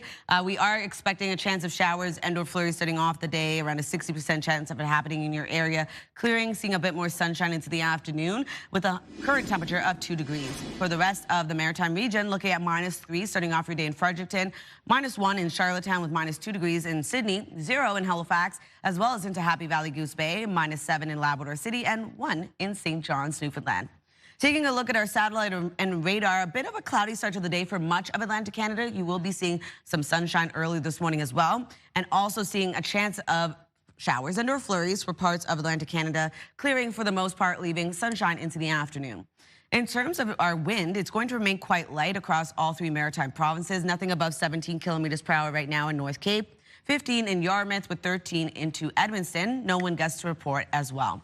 We'll take another look at your long-range forecast just ahead, but first a look at your local news with Amanda. Thank you, Latavia. And we begin with developing news in Halifax. A pedestrian has life-threatening injuries after they were struck by a garbage truck this morning. Halifax police say it happened before 5:30 a.m. in the 200 block of Lacewood Drive. The pedestrian was rushed to hospital. Their age and gender has not been released by police. Lacewood Drive eastbound between Willett Street and Dumbrack Street is closed to all traffic. Police are advising drivers to take another route as they continue to investigate. It is dumping day, the start of the lucrative lobster fishing season in southwestern Nova Scotia. Fireworks signal the start of the day. Here's a look at the wharf in Sambro early this morning as crews departed at 7 a.m. As you can see, loved ones were on the wharf waving the crews goodbye. The weather is on the fishers' side. The annual dumping day is the final Monday of November, but it is all weather dependent. More than 1,500 lobster boats are expected to set traps in LFA 33 and 34, which stretches from Digby County to southern parts of Halifax County. And here's a time-lapse video of boats departing Pubnico Harbor a little earlier this morning. That was to get a head start from stronger winds in the forecast for this afternoon. Police in Cape Breton are investigating a suspicious death in Hillside Bullardry. Police say officers received a 911 call of a female in medical distress around 1:15 Sunday morning. The female was taken to hospital where she later died of her injuries. Police say one male was arrested at the scene. Police believe this was an isolated incident and say the two knew each other, and the investigation is ongoing. The 2025 Canadian curling trials are officially underway in Halifax. Thousands of fans packed the Scotiabank Centre this weekend as the trials kicked off. 8 women's and 8 men's teams are participating, including Olympic gold medalists and world champions. Curling this week is going to be amazing. We've got teams from all over Canada competing to win the right to represent Canada at the Olympics in Italy. The games are all week, every day. There's multiple draws every day. Also at the convention center, we have the Patch, which is our fun social event area for music and entertainment. And the best of 3 finals begins on Friday. The Winter Olympics then take place in February. Finally, we may be in the 21st century, but the Halifax Citadel Society brought visitors all the way back to the 19th century over the weekend. It held its annual Victorian Christmas, all in support of Feed Nova Scotia. CTV's Paul Dewitt has highlights.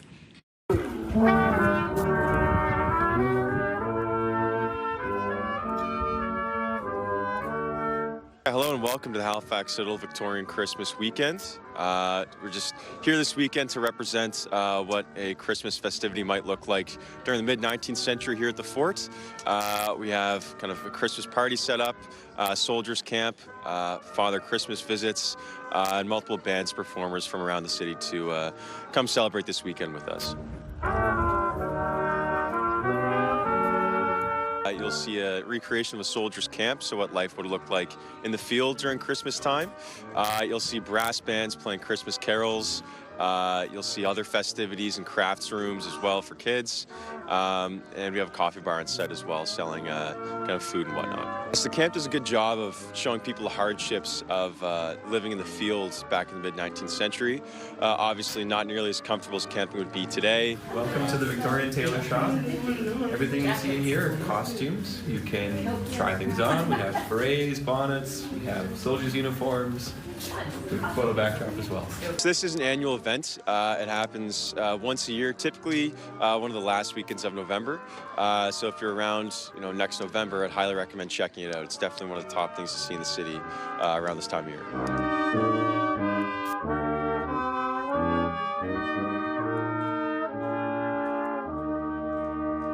That looks amazing. Beautiful. Literally stepping back in time for that event. All right. Well, this is an interesting trip around the world. Herders in northern China have started their annual migration with camels.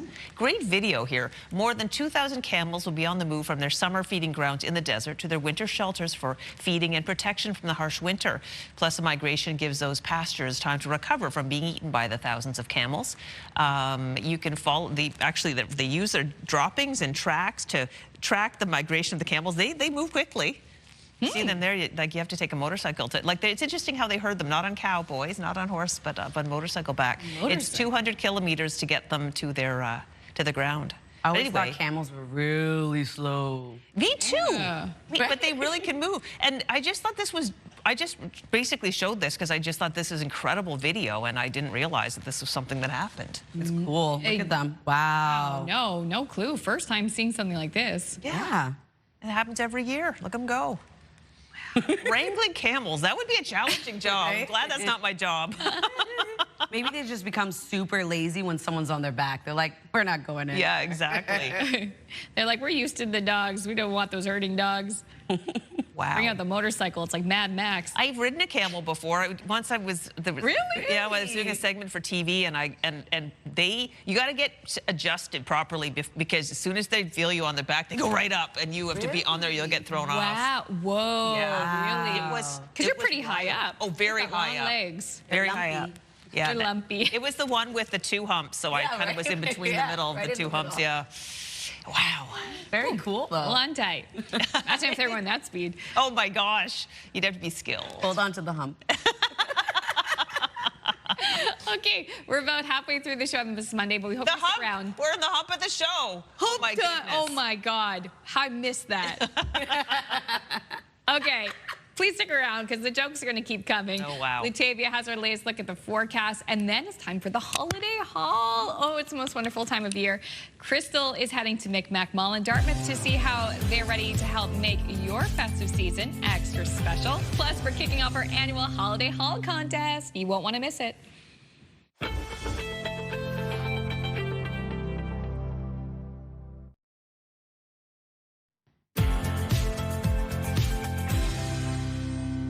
Welcome back. The time now is 7:42 on your Monday morning. We're taking a live look at Grand Manan. -1 in your area as of right now. Expecting a chance of flurries early this morning, clearing, leaving a bit of sunshine into the afternoon. A bit of a cool start to the day right across the board. We will be seeing temperatures warm up a little bit later on. But as of right now, -3 degrees in Fredericton with -1 over in Charlottetown. -2 degrees into Sydney with 0 in Halifax. -7 starting off your day in Labrador City with 1 degree into St. John's, Newfoundland. Over to our forecast timeline, a bit of cloudy start to the day. We do have a bit of sunshine early this morning as well for parts of Atlantic Canada, but also seeing some mixed precipitation move in as well. A chance of showers and or flurries for parts of all 3 maritime provinces, extending over to parts of Newfoundland and Labrador as well. Into the afternoon, we will be seeing a bit more sunshine as clouds slowly clear out, taking us into the evening and overnight hours where we will be seeing pretty clear skies remain for the maritime region into early Tuesday morning, where we do have a sunny day ahead for the most part. If you're wondering about precipitation totals, only seeing 2 to 5 millimeters for Lunenburg, and then for our snowfall outlook, looking at around 1 to 5 centimeters for Kentville and into Labrador City. So over to our forecast today for New Brunswick. For the northern region, starting off with mainly cloudy skies, seeing isolated flurries move in into the afternoon. For the central and southern region of the province, we're looking at flurries starting off your day, clearing into the afternoon, leaving a mix of sun and cloud. Prince Edward Island looking at highs between 3 to 5 degrees. Same thing applies. Some isolated flurries starting off your day, clearing, sunshine into the afternoon. And then for Cape Breton, eastern Nova Scotia, a chance of showers and or flurries, clearing, leaving cloudy skies, a bit of sunshine for parts of that part of the province. And then for the rest of Nova Scotia, a chance of flurries and or showers that will clear out, leaving a mix of sun and cloud with highs between 3 to 6 degrees. For Labrador City, looking at a high of -4 today. We will be seeing a chance of flurries throughout your day. A bit more sunshine for much of Labrador. And then for Newfoundland, looking at a chance of showers and or flurries starting off the day as well for St. John's, Newfoundland. That will clear, leaving mainly cloudy skies, seeing mixed precipitation return into the evening. A high of 6 degrees. Tuesday's forecast, another seasonal day ahead for areas we will be seeing above seasonal temperatures as well. A bit of sunshine, but also a cloudier day ahead. And we do have a bit of mixed precipitation for parts of Newfoundland. And then into Wednesday's forecast, we have another low pressure system. It will make its way over, bringing mixed precipitation back our way. So that's a look at your weather forecast. Now we'll throw things over to Crystal and take a look at your holiday haul. We are at McMack Mall, and we are ready for the holiday season. Look at me. I'm wearing Woody pajamas, and I'm telling you, they are wonderful. I'm joined by Holly Clark. She's got the Woody hat. Holly is an influencer who's on top of all the trends this holiday season. We are going to shop our faces off. Yes, we are, and I'm ready. Well, McMack Mall is a place to do it. Oh, there's something for everyone. There's something for the entire family. Yeah, and this is a place where I'd recommend starting. It's on the 2nd floor. It's the Moose Shop, where you got everything Moose and everything Woody. So it's, you know, the expression, business in the front, party in the back. Moose in the front, Woody in the back in this case. That's it. And you're representing both today. But yeah, I love this hat. It's, both things I'm wearing, actually very high quality. I'm impressed. Beautiful quality, and these are pieces that you're going to have forever because we, family tradition, we come see Woody every year, and the moose heads, oh, we have so many sessions booked. It's going to be a fantastic year. Yeah, so let's dig in a little bit. First of all, if you do love the matching pajamas, now's the time to come to McMack Mall because they actually have all the sizes from little kids all the way to, you know, the big people. Absolutely. My whole family has these from 5 to almost 40. Yeah, love it, love it. Okay. And we love it. We love it for sure. Let's start with the Moose Shop. You can get everything you want to support the moose. Like my friend actually wants one of these, and they have these in stock right now. Lots of fun. Those are so cool. With the hockey lovers in our household, we need those. We already own this guy. Everybody knows Hal. Hal is the best. He's awesome. Okay, well, you just can't stop the moose. We know this. This is well-established fact. This is the stuff you can get before the holidays happen because you're going to want to wear it all season long. Yeah. And you can wear it all year long. Here's a baseball hat. Love it. This would be a good running hat, actually. Love it. Would that be nice? And I love just the little touch of Woody there. You have the hoodies. I mean, a hoodie for everyone with just a little embroidery. All sizes, Woody hoodie, beautiful embroidery. And you got, the bag itself is actually treat you later. I love that. I say that all the time, and the kids get such a hoot out of it. The Moose and Woody have teamed up. So they have collab pucks, little keychains or ornaments, and even little charms for your Crocs. These are incredible stocking stuffers, and you gotta get this collab. And of course, you have to come to the mall and visit Woody when he's awake. Where would we find out what his waking hours, Holly? So the Holiday Hub on McMackMall.com has everything you need. It has everything broken down. You can click on that, and you're gonna be happy to see hours and coloring contests and events. There's so much. All right, now we're going to talk about some of the trends you can find here at McMack Mall. What are we into this year? Oh, we are into all things glitter, everything gold, sparkle, sequins, texture, velvet, really rich, luxurious, but very cozy and comfy. You're looking amazing. Where'd you get your outfit? I'm wearing all H&M. Got it upstairs at the mall. So this is your sequined. And then our next trend would be earthy, rich, warm, cozy, brown, like Crystal has. Yeah, and I got this at Winners here at McMack Mall, so there we go. Oh, so okay, there you go. What other trends? All right, we're talking footwear. We love cozy fur embellishments, a little bit extra in the footwear, but very practical as well. Yep. And we can't ignore the sock. Yes, okay. Yes. Socks are important. What kind of socks do we want? So this is your major accessory this season, a crew sock. Okay, I have a basic crew sock here from our Bear model. This is a crew sock, people. Yes. Not an ankle sock, not a knee sock, a crew sock. And you can go much fancier than this. They have great holiday style socks here at the mall. These are wonderful for everybody on your list. Okay, when you talk about footwear, I know a big trend is brand name running shoes like these Sambas that I got at Journeys. Yes. What else are we seeing in brand names? Oh my goodness, we are seeing the UGG. That will never leave. It is so practical and comfy. And again, all ages, everybody wants it. Okay, cozy pajamas, matching sets. I've heard that they are big. They are huge, and it makes it so easy to have a matching set, which you can dress up, dress down. They're good for at home. They're great for going out. Add a little accessory. You have some beautiful gold on. For sure, and pajama-wise, we're looking at plaids. Oh my gosh, the Grinch. The Grinch, he's everywhere, and he is really so cute. Oh my gosh, for sure. Okay, now in McMack Mall, we've got a couple of exciting new stores to talk about. The Miniso store is popping these days. It's amazing. I got everything. I went in. I couldn't leave. It was so good. And there's the Ardennes Canadian headquarters are now here at McMack Mall. And of course, they have the little ride on animals. Yes, all so around. Popular. Okay, so one more thing we should mention is if you aren't exactly sure what to get, what's a gift that always fits everybody? One size fits all, the gift card. There it is, and you can go to guest services at McMack Mall and grab yourself one of these in any denomination. It works at all the stores in the mall. Everybody wants it. Okay, perfect. And one other thing we should mention, we did visit, of course, the Woody shop inside the Moose shop. Proceeds from the Woody merch does benefit the IWK. It does. It's such a close to our heart, so it's wonderful. Okay, well, Holly, this has been so much fun. Thank you so much. Thank you. Happy holidays. Happy holidays to you. We put all the information on our website about McMack Mall to help you make the most of your holiday season. All right, and thank you to George Reeves for adding the sparkle to that piece for us. Now, McMack Mall is our first partner in our annual Holiday Haul series. Not only are we featuring great holiday gift ideas this week, we're also giving you the chance to win some holiday shopping money. You could win a $500 Visa gift card. So to enter, go to ctvatlantic.ca, click on the Holiday Haul contest graphic for your chance to win. We'll announce the winner next Friday, December 5th. Good luck to you. And now we'll turn our attention over to Amanda. Thank you so much, Crystal. Health and medical news now. Child advocates are warning that Canada is in a national emergency over online dangers facing kids. It is one of the topics in Your Health.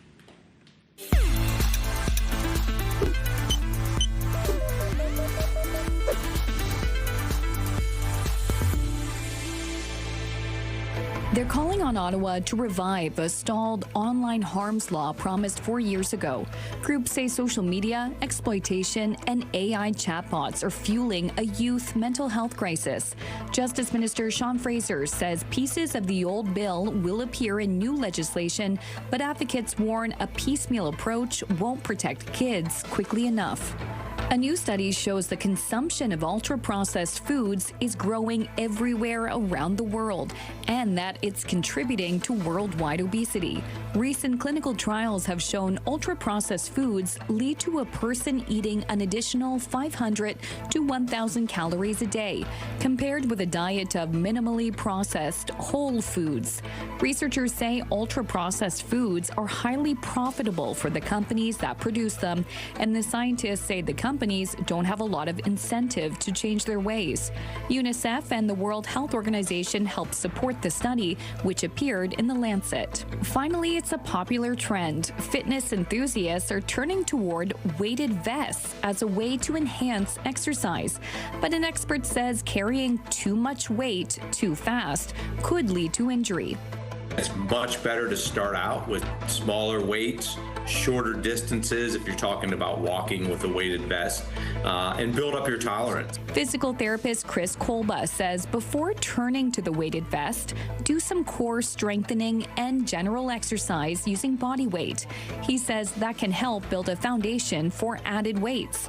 Also, listen to your body. If you start to feel pain, reduce the weight of your vest and use it less often, or shorten the distance you're going.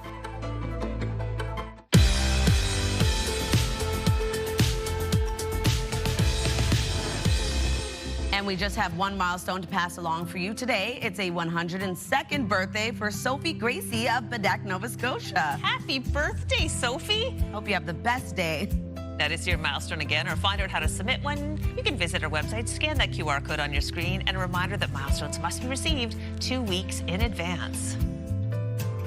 Milestones, brought to you by the Berkeley Retirement Residences. Love this stage of life.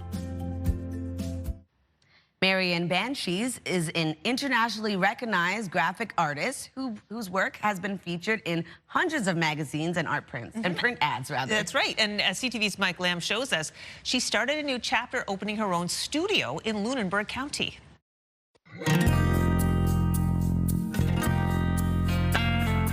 My name is Marianne Banshees. I have a gallery here in beautiful Lunenburg, Nova Scotia called Design Art Gallery. Partly to show my own work, which is, I come from a graphic design background and graphic arts, typography, patterning, illustration, that kind of thing. And also partly to show the work of other graphic designers who make art as well as graphic design. So I became what I call a graphic artist. I started making really ornamental work. I draw on historical references, but I like to mash things up and mix things with straight lines and modernism and that kind of thing, and to make something new and different.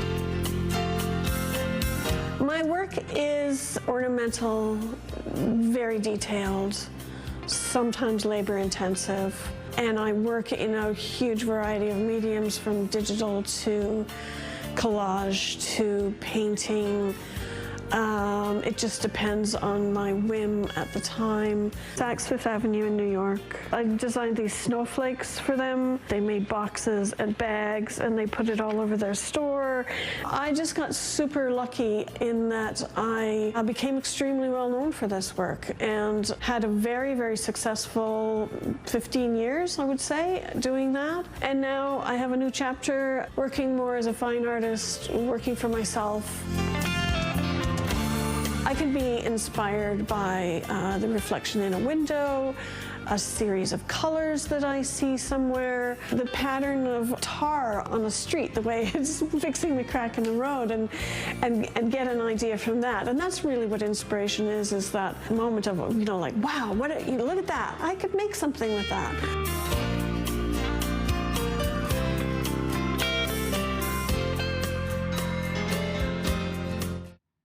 Here's another look at your 3-day forecast for New Brunswick. We are going to see some flurries today with sunshine into the afternoon for much of the province with a high of 2. On Tuesday, 6 degrees with sunny skies starting off the day, increasing cloudiness into the afternoon. And then on Wednesday, wet weather expected throughout your day with periods of rain. Nova Scotia dealing with mixed precipitation also starting off the day, clearing, leaving sunshine into the afternoon with a high of 4. 8 degrees on Tuesday with a mix of sun and cloud. We're looking at a chance of showers into the evening for the Tri-County area. And then on Wednesday, 6 degrees with periods of rain across the province. Prince Edward Island looking at isolated flurries, clearing, leaving a mix of sun and cloud with a high of 3 degrees today. On Tuesday, a high of 5 with a mix of sun and cloud. And then on Wednesday, looking at showers transitioning over to evening rain with a high of 6.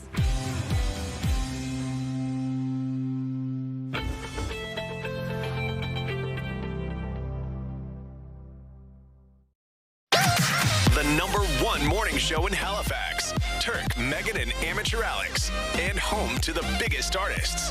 Halifax's #1 hit music station. 101.3 Virgin Radio.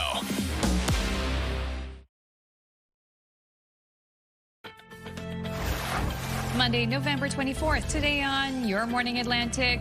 And they're off with fireworks. It's dumping day, the start of the lucrative lobster fishing season in southwestern Nova Scotia. Your top news headlines just ahead. and Curated gift ideas. Style contributor Natalie Sexton will join us with some ideas that cater to various hobbies and interests. That and much more just ahead on Your Morning Atlantic.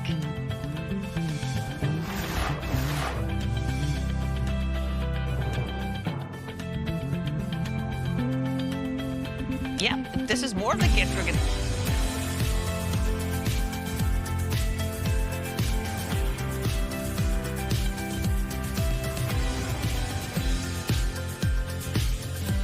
Good morning. We hope you had a great weekend. Shout out to TAG Theatre, the Theatre Arts Guild in Halifax. We saw a lovely production there of Winnie the Pooh over the weekend. It was really good. We went to the 100-acre wood. The set was beautiful, lighting incredible. The actors were wonderful, of course. It was so sweet. It made me realize when I was taking my son there to see the show that we really haven't introduced him to Winnie the Pooh. Didn't matter because he still had a great time, really involved, and he was sad when it was over. And he goes, "That was really great." Oh, even if you haven't seen a TAG production, they're volunteer-driven, so it's a great group to support. Winnie the Pooh. Winnie the Pooh. Oh, Pooh Bear. What a sweet, sweet story. Yeah, it made me think of the story, too, when we talk about rain. There's this one famous story where, like, Pooh's trying to get honey from the tree, and he gets Christopher Robin down there on the ground to, like, distract the bees, pretend like it's raining, so he's, like, walking around with the umbrella. Remember that? Yeah. He goes, "Tut, tut." It made me think of the weather, Latavia. Of Yeah. course. Do you need an umbrella today? Maybe. Okay. It's kind of that. It's kind of that weird weather where it's a chance of showers and/or flurries across the region. So will it happen? Who knows? It's around 30 to 60% chance of it happening right across the region. So it's like, yeah, give or take, just be prepared. Yeah. Really, but it's a cold day early this morning at least. Here's a live look at Digby. We are seeing a bit of sunshine in behind those clouds. We are going to see a bit more sunshine into the afternoon, but we still have that chance of showers and/or flurries in your area. Just something to keep in mind when you are heading out early this morning on your commute. A bit cold starting off the day for much of Atlantic Canada. We are going to see pretty seasonal temperatures for our daytime highs a little bit later on. But as of right now, it is -3 heading outdoors in Fredericton, -1 starting off your day in Charlottetown, -2 degrees in Sydney, 0 in Halifax, -1 over in Gander, and 1 degree into St. John's, Newfoundland. Here's a look at our satellite and radar. A bit of a cloudy start to the day for parts of Atlantic Canada. Also seeing a bit of sunshine early this morning. And we do have that chance of showers and/or flurries starting off the day for much of Atlantic Canada, and then clearing for the most part, leaving a bit of sunshine into the afternoon. Light wind expected for much of the region today. Here's a look at the Maritimes wind. Sustained at 17 kilometers per hour this morning in North Cape, 15 in Yarmouth, 11 into Edmundston. No wind gusts to report at this time. We'll take another look at your long-range forecast just ahead, but first, another look at your local news with Amanda. Thank you, Latavia. And we begin with developing news in Halifax. A pedestrian has life-threatening injuries after they were struck by a garbage truck this morning. Halifax police say it happened before 5:30 a.m. in the 200 block of Lacewood Drive. The pedestrian was rushed to hospital. Their age and gender have not been released. Lacewood Drive eastbound between Willett Street and Dunbrack Street is currently closed to all traffic. Police are also advising drivers to take another route as they continue their investigation this morning. It is dumping day, the start of the lucrative lobster fishing season in southwestern Nova Scotia. Fireworks signaled the start of the season. This is a look at the wharf in Sambro this morning as crews departed bright and early at 7 a.m. As you could see, loved ones were there on the wharf, waving goodbye to their loved ones.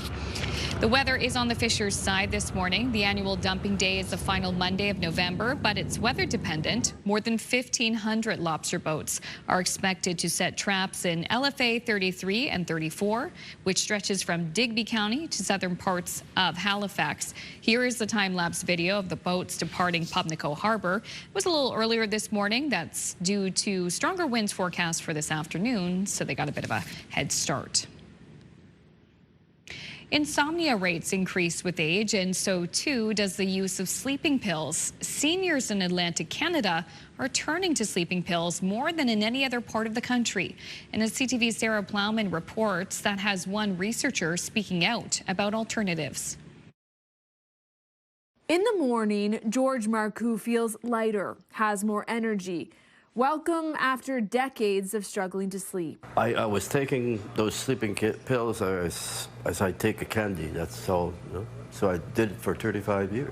He didn't question it when a doctor prescribed him the sleeping pill, but after a near car accident, he wondered about the side effects. I was waking up in the morning and I was looking dizzy or... Mark, who joined a study to wean himself off the drug, he journaled, did cognitive behavioral therapy for insomnia, CBTI. It worked.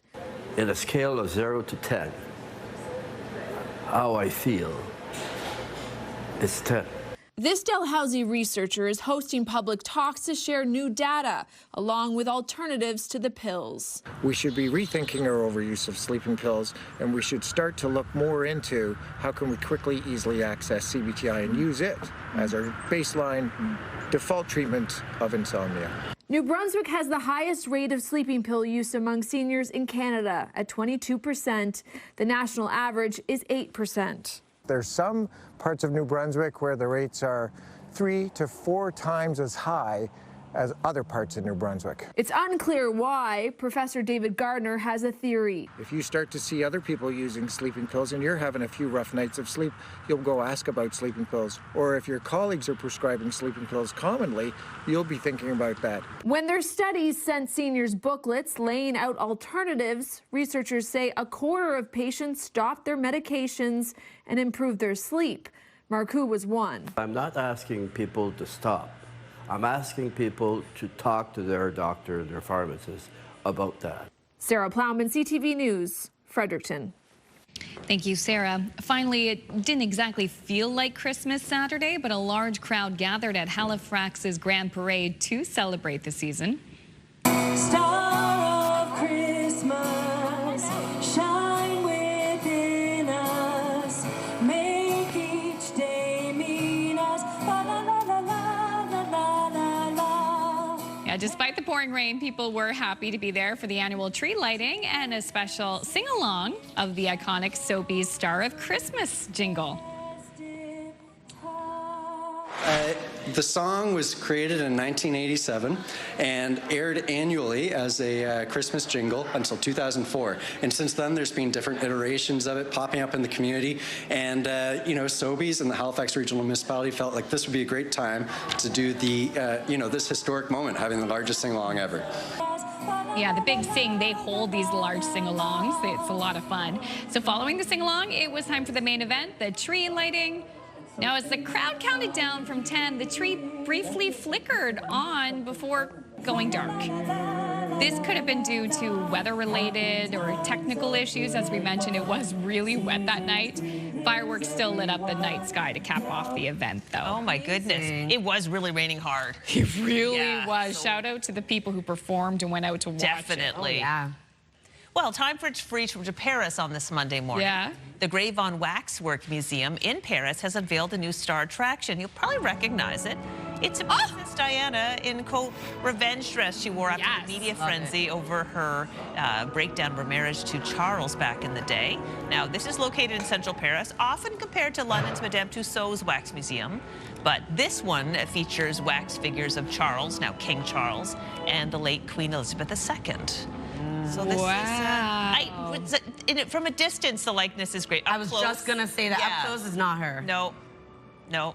It is amazing what they from can a distance, do, though. Yeah. It's beautiful. Wow. And I mean, what a choice, too. And the setting, the museum itself, gorgeous. When you think about famous dresses, like especially little black dresses. Beautiful dress. Style icon for sure. Absolutely. Still ahead this half hour, curated gift ideas, and just ahead, your latest look at the forecast. Good morning to our viewers in Brookvale.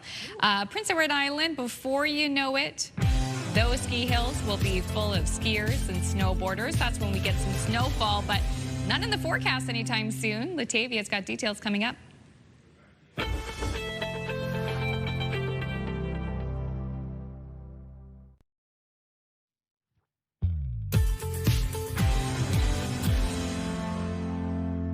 Welcome back. The time now is 8:13. We're taking a live look at the Armdale Roundabout. A cloudy start to the day in Halifax, 0 right now as you head outdoors.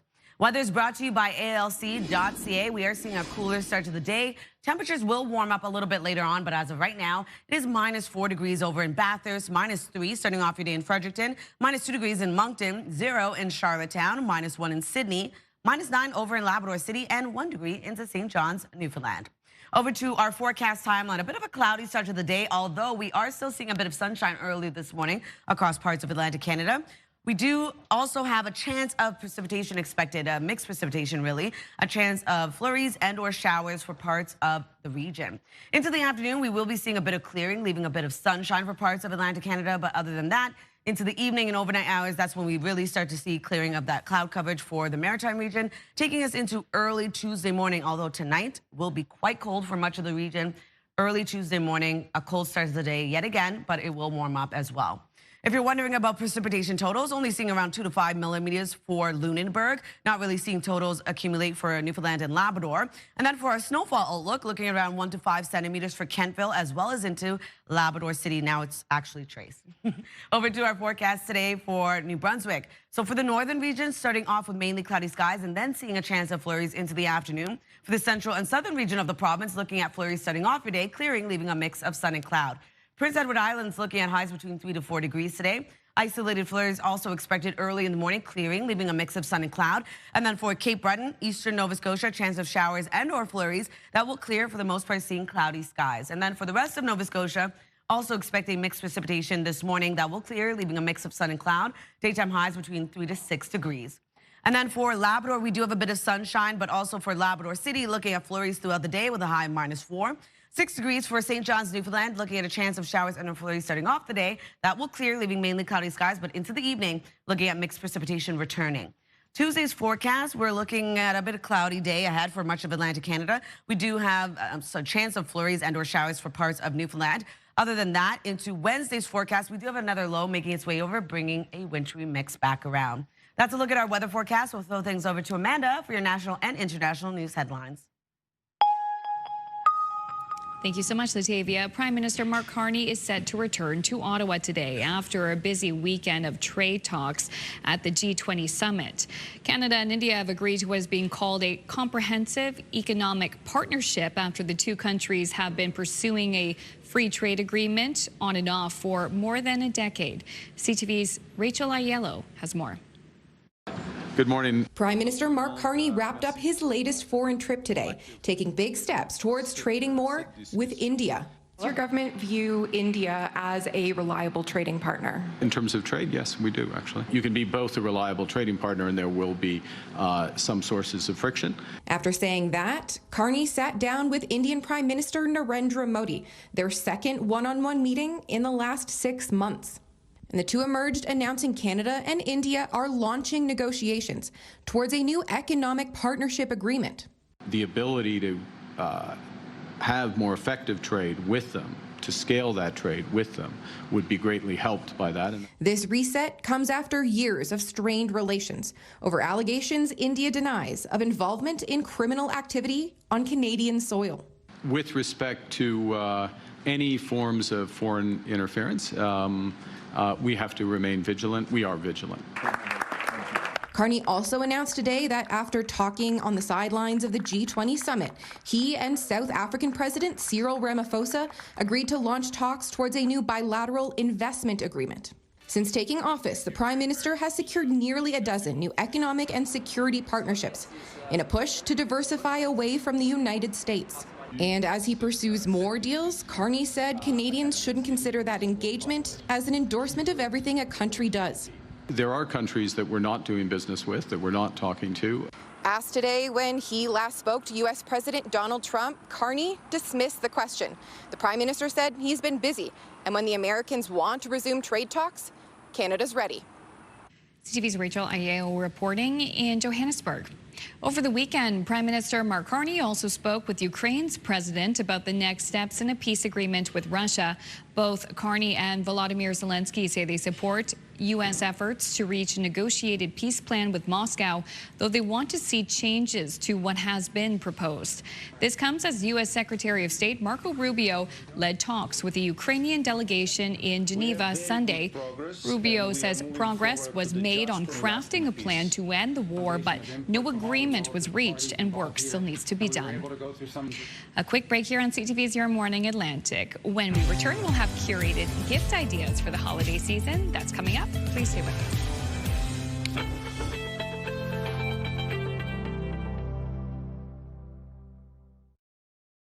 Move Mornings with Aaron and Peter. Weekday mornings on Move 100. The most fun in the morning. And home of the $1,000 minute. Only on Move 100 Halifax.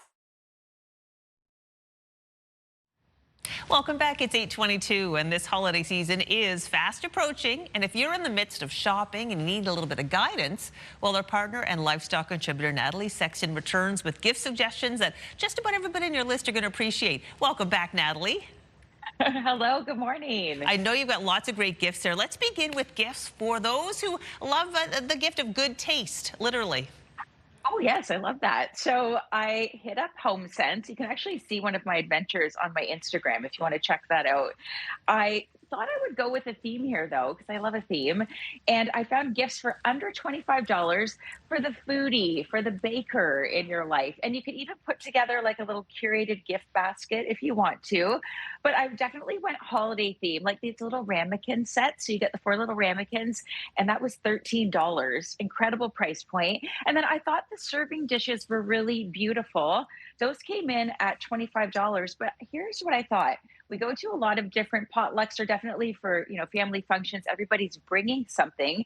So perhaps whatever you're bringing, you could bring in the festive dish, and then you also gift them the ceramic bowl as well. And then, right? Like, what a fun little added touch. And then so many cool little sets, like we've got cookie cutters, baking mixes, gluten-free as well, which I really appreciated. Just a really fun, thoughtful way to give somebody a gift this season. Yeah, and great price point. And speaking of great price points, it looks like you got some cozy gifts at a great budget item line.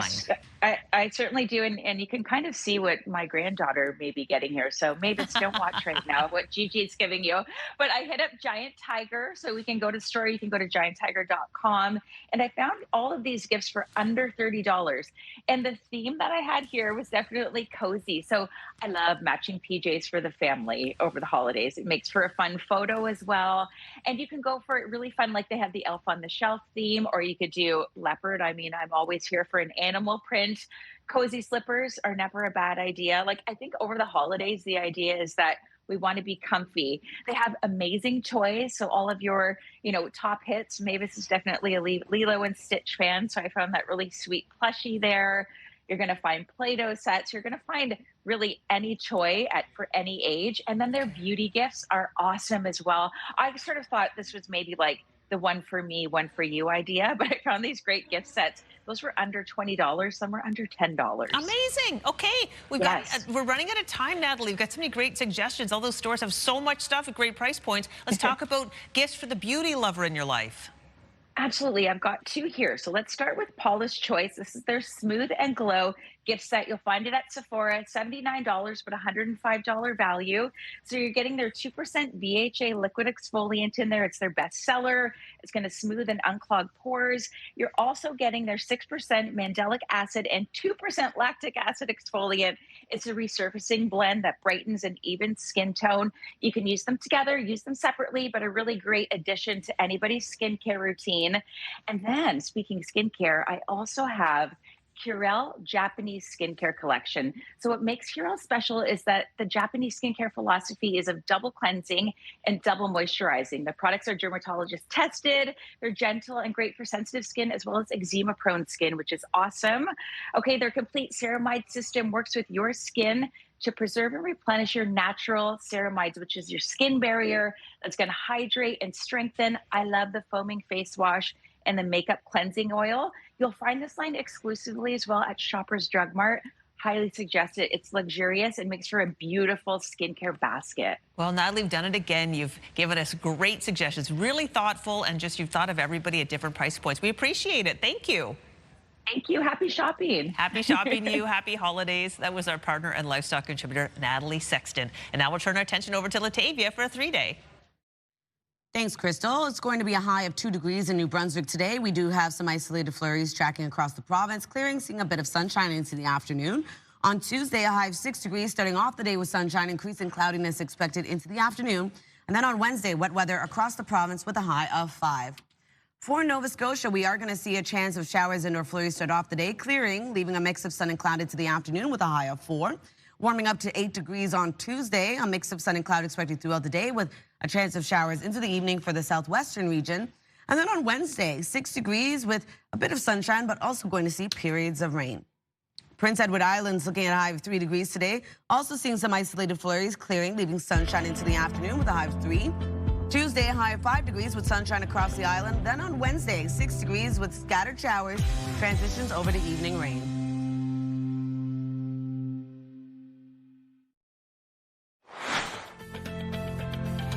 Still ahead, even more gift ideas. We know a lot of you have kicked off your holiday shopping, and if you haven't, we're here to help. We have some more great gift suggestions from our partner, Charlotte Singman. Just ahead on CTV's Your Morning Atlantic.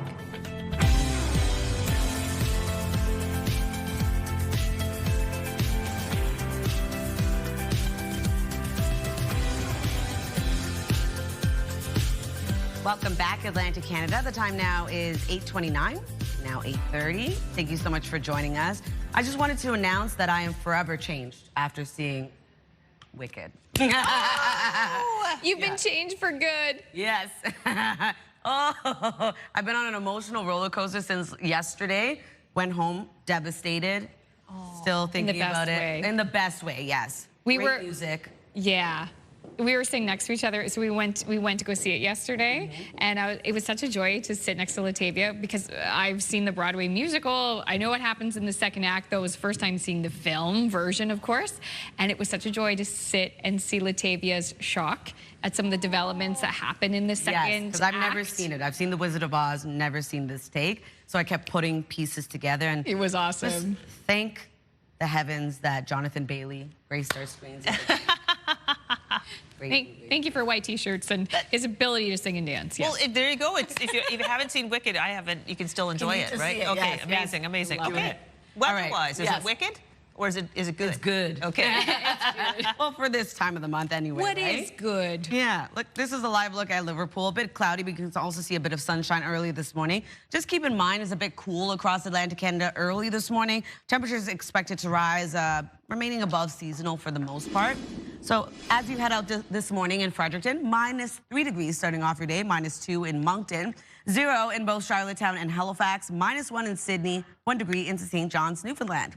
Here's a look at our satellite and radar. We are expecting a chance of showers and or flurries early this morning for parts of Atlantic Canada. We'll be seeing a bit of sunshine as well into the afternoon. For our current wind, it's going to remain quite light for all 3 maritime provinces today. As of right now, 15 kilometers per hour in North Cape, 11 into Edmundston, and no wind gusts to report. We'll have one last look at your long-range forecast, but first, one last look at your local news with Amanda. Thank you, Latavia. And we begin in Halifax. A pedestrian has life-threatening injuries after they were struck by a garbage truck this morning. Halifax police say it happened before 5:30 a.m. in the 200 block of Lacewood Drive. The pedestrian was rushed to hospital. Their age and gender has not been released. Lacewood Drive eastbound between Willett Street and Dunbrack Street is closed to all traffic. Police are advising drivers to take another route as they continue their investigation. It is dumping day, the start of the lucrative lobster fishing season in southwestern Nova Scotia. Fireworks signaled the start of the season. This was a look at the wharf in Sambro this morning as crews departed bright and early at 7 a.m. with loved ones on the wharf, waving them goodbye and good luck. It's just a big rush. Everybody wants to get to the same spot, so you just try not to bump into anybody and hope for the best. Everybody gets along. It's a good community to fish out of, so. My husband's been doing it for his whole entire life. Now our son, and they're all on the same boat. So I just pray to God every day that everybody will be safe and make a prosperous season. And yeah, so hopefully they come back at the end of the day. And good news, the weather is on the fishers' side. The annual dumping day is the final Monday of November, but it is weather dependent. More than 1,500 lobster boats are expected to set traps in LFA 33 and 34, which stretches from Digby County to southern parts of Halifax County. Finally, we want to introduce you to a father and son on Prince Edward Island who are going viral for spreading joy to strangers. CTV's Maria Saru has the story. Some holiday shoppers in Charlottetown left with more than they came for, an unexpected gift just for them. The presents are random acts of kindness by father and son duo Emil and John Goody. I just want the world to be happier. More than 400 of these moments later, they're not so random anymore. Emil started the Give Bliss movement to turn his pain into his purpose. I had zero self-belief or self-esteem that I could accomplish anything. And once I figured out how big of a lie that was, it kind of became my mission to encourage others to go for what they wanted. Now he's passing that mission on, helping John build his confidence one person at a time. I've gotten way more better at speaking to strangers than I was in the past. You might be wondering what's inside these gifts. Well, every single one comes with something sweet, maybe candy or chocolate, and a handwritten note filled with words of encouragement. The pair posts the encounters on social media, and the reactions run the gamut, from pure delight Thank you so much to total shock. Happy Thanksgiving. Michael Baglol was walking home from work when Emil and John approached him. It's that moment that someone recognizes you or just wants to talk to you for a minute. And they did pick a day where I was kind of, I was a little, I really could use it that day. It got a lot of attention online, but the real measure, they say, is the impact. Emil and John have also made stops in Toronto and Montreal. Their dream is to take the movement across the country. Maria Saru, CTV News, Charlottetown. Thank you, Maria. And I wonder if anyone's watching, they're like, they did give me a gift. I was wondering more about them. Now you know. That's Mm-hmm. wonderful. Well, speaking of spreading kindness, the Nova Scotia SPCA has an official tartan, which is great news if you want to get your paws on a thoughtful gift. The new Nova Scotia SPCA tartan is officially registered in Scotland. Items featuring the pattern range from human scarves, like on this Poochie, or you can get bow ties and collars for your furry friends as well. The items are made to order by a local company, and you can find out more on the NSSPCA website. Looking very handsome there. All right, I did want to share a picture of my Christmas tree this year. Yes, because I wanted to weigh in on the Move Morning chat.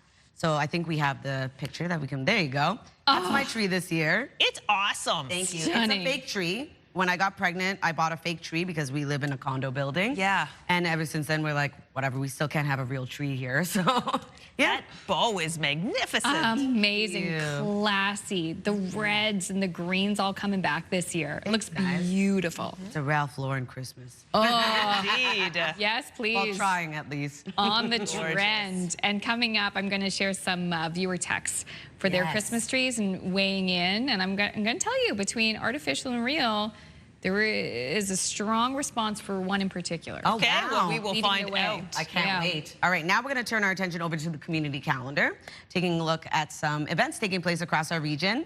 So if you're wondering, if you're in Moncton, what am I saying? If you're wondering what's happening in Moncton, don't miss the chance to enjoy a Christmas tradition. So the Innes Sisters will perform at the Capitol Theatre tonight, performing original songs as well as holiday classics. The concert will kick off at 7 p.m. For tickets, head over to the Capitol Theatre's website. They're lovely. Oh, yeah. And step into a holiday shopping haven at the Mistletoe Market in Charlottetown. Head over to Boulder Park to enjoy festive huts with local vendors, hot beverages, cozy seating, live music, and so much more. The market will be sticking around until December 21st. Head over to the website on your screen for additional details. And you can come out and support Fly With Me Rescue in Halifax. They're going to be collaborating with Good Robot Brewing Company to help dogs in need. So they will hold a Goodwill trivia tonight at 7, the theme being all things dogs. You can play trivia, enjoy craft beers, and learn about available adoptables. So if this event is for you, head over to the Good Robot Brewing Company. And if you have an upcoming event, share the details with us. We'd love to promote it. Your Morning Atlantic at ctv.ca. All right, thanks, Latavia. One last look at the forecast, and then coming up, making a list and checking it twice. We're going to get some gift ideas that are sure to be a hit for everyone in your life. Stay with us. CTV's Your Morning Atlantic will be right back after this.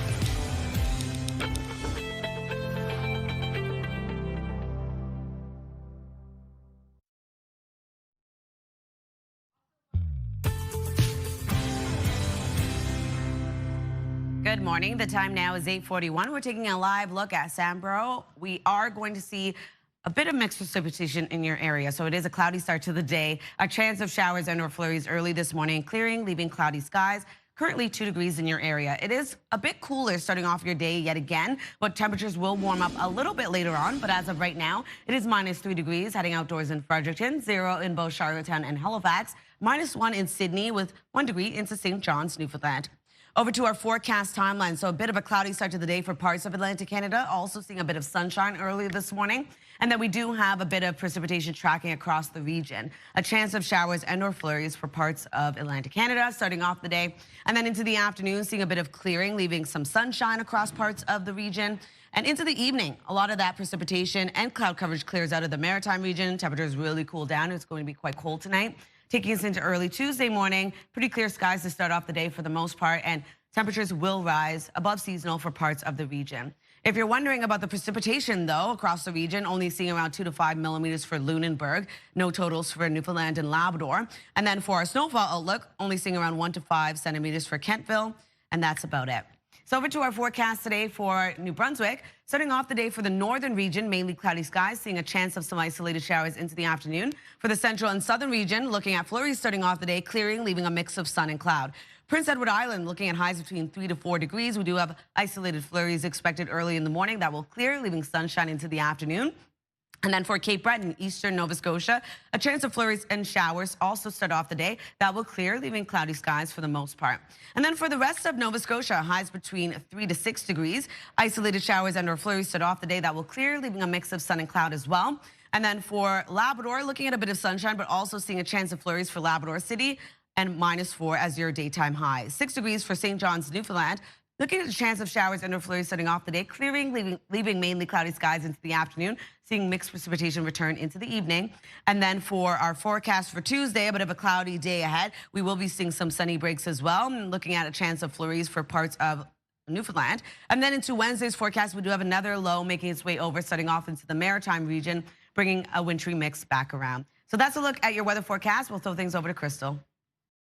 The countdown to Christmas is on, but luckily our partner and lifestyle contributor Charlotte Sigmund is here with some great gift suggestions for everybody on your list. Charlotte, great to see you again. Lovely to be here. Lovely to have you in. You look fantastic. Oh, thank you. Thank you. Winners. Winners. Okay, I'm sensing a theme here. Winners and HomeSense are bringing us all these goods. That's right. A little bit of a theme. Also, I have to say you look lovely too. I feel like we always match when I come on. Ready for the holidays for sure. That's right. Okay, so if you are still shopping for the holidays, not to worry, because I've brought you all the gifts that you need to round out your list. We'll start off with HomeSense. So from HomeSense, I shopped for teachers and host and hostess gifts. Let me show you what I found. Look at this little cutie. I love this little wilderness creature mug. I think this would be great for your child's teacher. Yes. That's so cute. You can put some candy canes or maybe some cookies or chocolate in there. Gift certificate in there? Absolutely love it. Great price points at HomeSense. They really do have everything you need for the holidays. I also got these great little festive dishes. I thought these could be great for candy or for jewelry. I thought you could gift these to your teachers, and depending on your budget, gift them one, gift them a couple. Really, your options are endless. And I have to show you this. A beautiful novelty candle. Oh my goodness. I think this would be a great gift for the classroom because it smells so good. It smells great. And yeah, it would just project scent into the room. But even the little container, when you're done, you could use that for... Oh yeah, you could use that for your holiday decorations every year. Really, really lovely. So great gifts for teachers. Now, this little guy, I feel could either be a great gift for a teacher or a hostess gift. A lovely holiday decoration. Isn't he adorable? He really is. Okay, I love it. We love him. I love it so much. Hi, take me home. Now, if you are heading to someone's house for the holidays and you want to get a hostess gift for someone who likes to cook, might I suggest this really cute set with oven mitts. So we've got a lovely little gingerbread oven mitts, and then I picked out some tea towels, which are also really festively designed, so you can kind of create your own set. Love it. Hello, Amanda. This is for you. These are good quality. Okay, I thought about Amanda because I remember last year she was showing me the things that she got. Yes, these are great quality. So, and that's a nice gift because your host can put them away after the season and then pull them out again next year and think of you. Wonderful, yeah. Now, if your host loves to make cocktails, I've got this shaker set. It comes with the glasses, and I love the gold top. So it's really nice accent for the holidays. Staying with that metallic theme, I love this 4-pack of candles here, already really nicely packaged. Beautiful, yep. And then if you want to build that out a little bit more, I thought these were really sweet metallic salt and pepper shakers with the acorn. I know, aren't those nice? And I tell you, when it comes to hostess gifts these days, a lot of people are doing non-alcoholic choices. So the old thing was bring a bottle of wine, which is still a great idea. But if you wanted to just mix it up, this is a fun way to do so. That's right. And the prices, again, at HomeSense are really, really good. Okay, now we're going to get into some gift ideas for some other people. Okay, so let's head over to Winners. So from Winners, I shopped for kids and our Gen Z friends. Perfect. So let us begin with the Gen Zs. We know that they love tech, so this is a great portable projector that syncs to your smartphone. Wow. Yeah, so great gift there. And again, Winners has really budget-friendly prices, and they have an exceptional assortment in store, so lots to choose from. I know our Gen Z friends are loving bag charms. Yes. Very trendy. So Winners has a great selection. These could be a gift on their own, or if you wanted to, you could hang them over the side of a bag that you've already packed with presents for someone. Amazing. So keeping with the Gen Z theme, we know that they love their beauty trend, so I picked out a great faux leather bag with beauty blenders, beauty brushes in here. Again, a little stocking stuffer if you wanted to stick with the blender theme. This would go great in a stocking. Yep. And then really cute little slippers with a sparkling cherry motif. And these slippers actually came with a headband so they could do all of their skincare. Again, the beauty and the skincare and the luxury. Yes. Very, very Gen Z. Because I have a daughter that age and she would love all this. Exactly. Okay. So I feel like I'm more of a kid at heart myself. Okay, so the kids selection at Winners is exceptional. Oh, I have to show you one more thing. Oh, yeah. For the Gen Z, this beautiful pre-package of mini nail polishes. Adorable. And I feel like your daughter would love this. Yeah, and I would also love that too. That's really fun. Present for Crystal exactly. in here. Okay, so let's check out the kids. Also from Winners, I found these great holiday slippers. So Christmas morning, everybody's cozy, having lots of fun. So fun. Also, I'll add, flip them around, rubber sole. Oh, so yeah. the kids aren't going to slip. No slip. Love that, yeah. Really good point. Yep. Practical too. And then, of course, our toys. So this reminded me of a set I had when I was a kid. This beautiful ballerina tin tea set. It's really, really lovely. It's got a lovely little carrying case. And then I do love a little plushie. So if you want to reach over and grab this adorable little dinosaur here, the dinosaur is filled with lavender and can go in the microwave so you can heat it up so your little one can have a nice relaxing hug or fall asleep snuggling this little guy. So again, Winners really has a great selection of toys in store. And I love an educational gift. This is soft. I feel like this would be a great gift for a senior, too. Oh, it would be. Honestly, just to cheer them up on a cold winter day. That is a really great idea. I think a lot of these gifts, like I did come up with ideas of who to gift them to, but I think a lot of them are really interchangeable. Oh, yeah. One more thing. Educational toy, which I love. And if you press this little button here, I'll grab it. We can turn it on. So this would be your child's first tablet.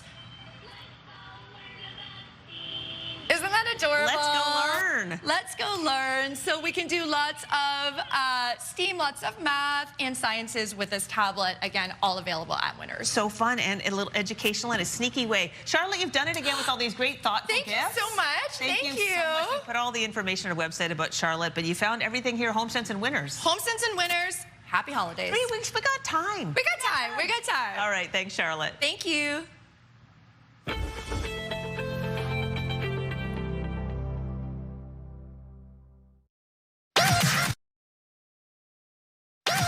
The #1 morning show in Halifax. Turk, Megan, and Amateur Alex. And home to the biggest artists. Halifax's #1 hit music station. 101.3 Virgin Radio. Welcome back. We love this part of the show because we get to share your text messages to our Move morning chats. We were asking if you prefer real or artificial trees and how you decorate it, if it's that We have some texts and we have some photos. So we begin with Nancy from Gasborough, who says, my tree is up. My grandchildren love Grammy's house. My tree is fake, but I love it. Well, the great news is when you have an artificial tree, you can put it up early. Right? And this is what Shelley from Kentville had to say, too. She says, artificial for sure. I put it up after Remembrance Day and keep it up until January 1st.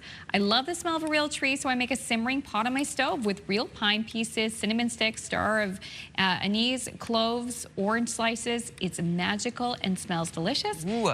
And we have a photo of Shelley's tree as well. Oh, beautiful. Wow. Look at the rocking horse on the bottom, too. Isn't that It's stunning? The whole vibe, the smell, the sights. Wow. Gorgeous. Now, this next photo is the Christmas tree from the Brunels, and they're from Mechanic Lake, New Brunswick. Thank you so much for the photo. It's an artificial tree, by the way, but isn't that gorgeous? Doesn't next look to like the it. fireplace? Oh, gorgeous. That's another debate, star or angel on the top. That's for another day.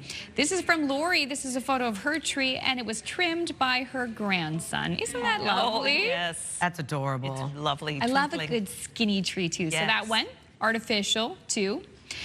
Dawn from Tatamagouche says artificial all the way. I have 2 of them and put them up on the 1st of November to enjoy. You can't do that with the real ones. I love Christmas, and she has 2 photographs. So the first tree, wow, gorgeous, stunning in its own right, very vintage, love it.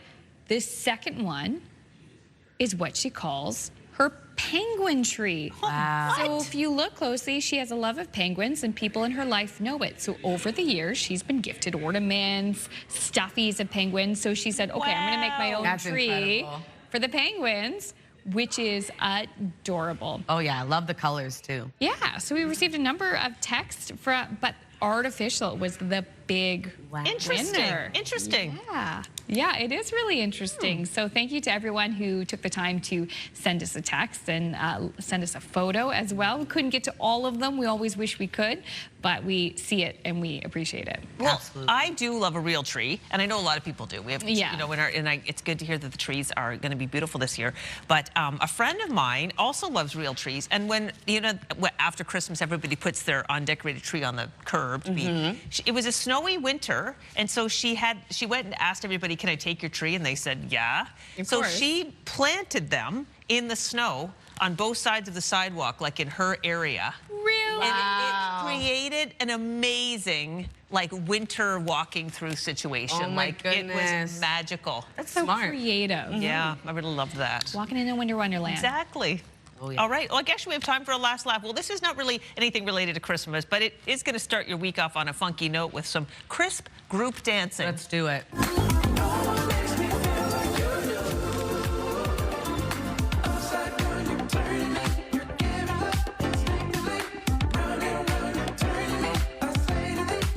I feel like we could do this. Honestly, we could. But it looks really good. This is awesome. Crisp. It is crisp as heck.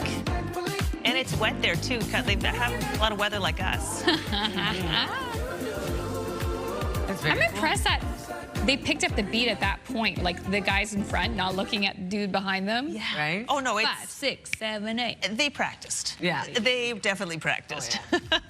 Well, this is the end of our show. We hope you join us tomorrow. We'll have the PEI Preserve Company, plus some top gifts for guys, plus Black Friday deals. That and more. We'll see you tomorrow. Have a great day.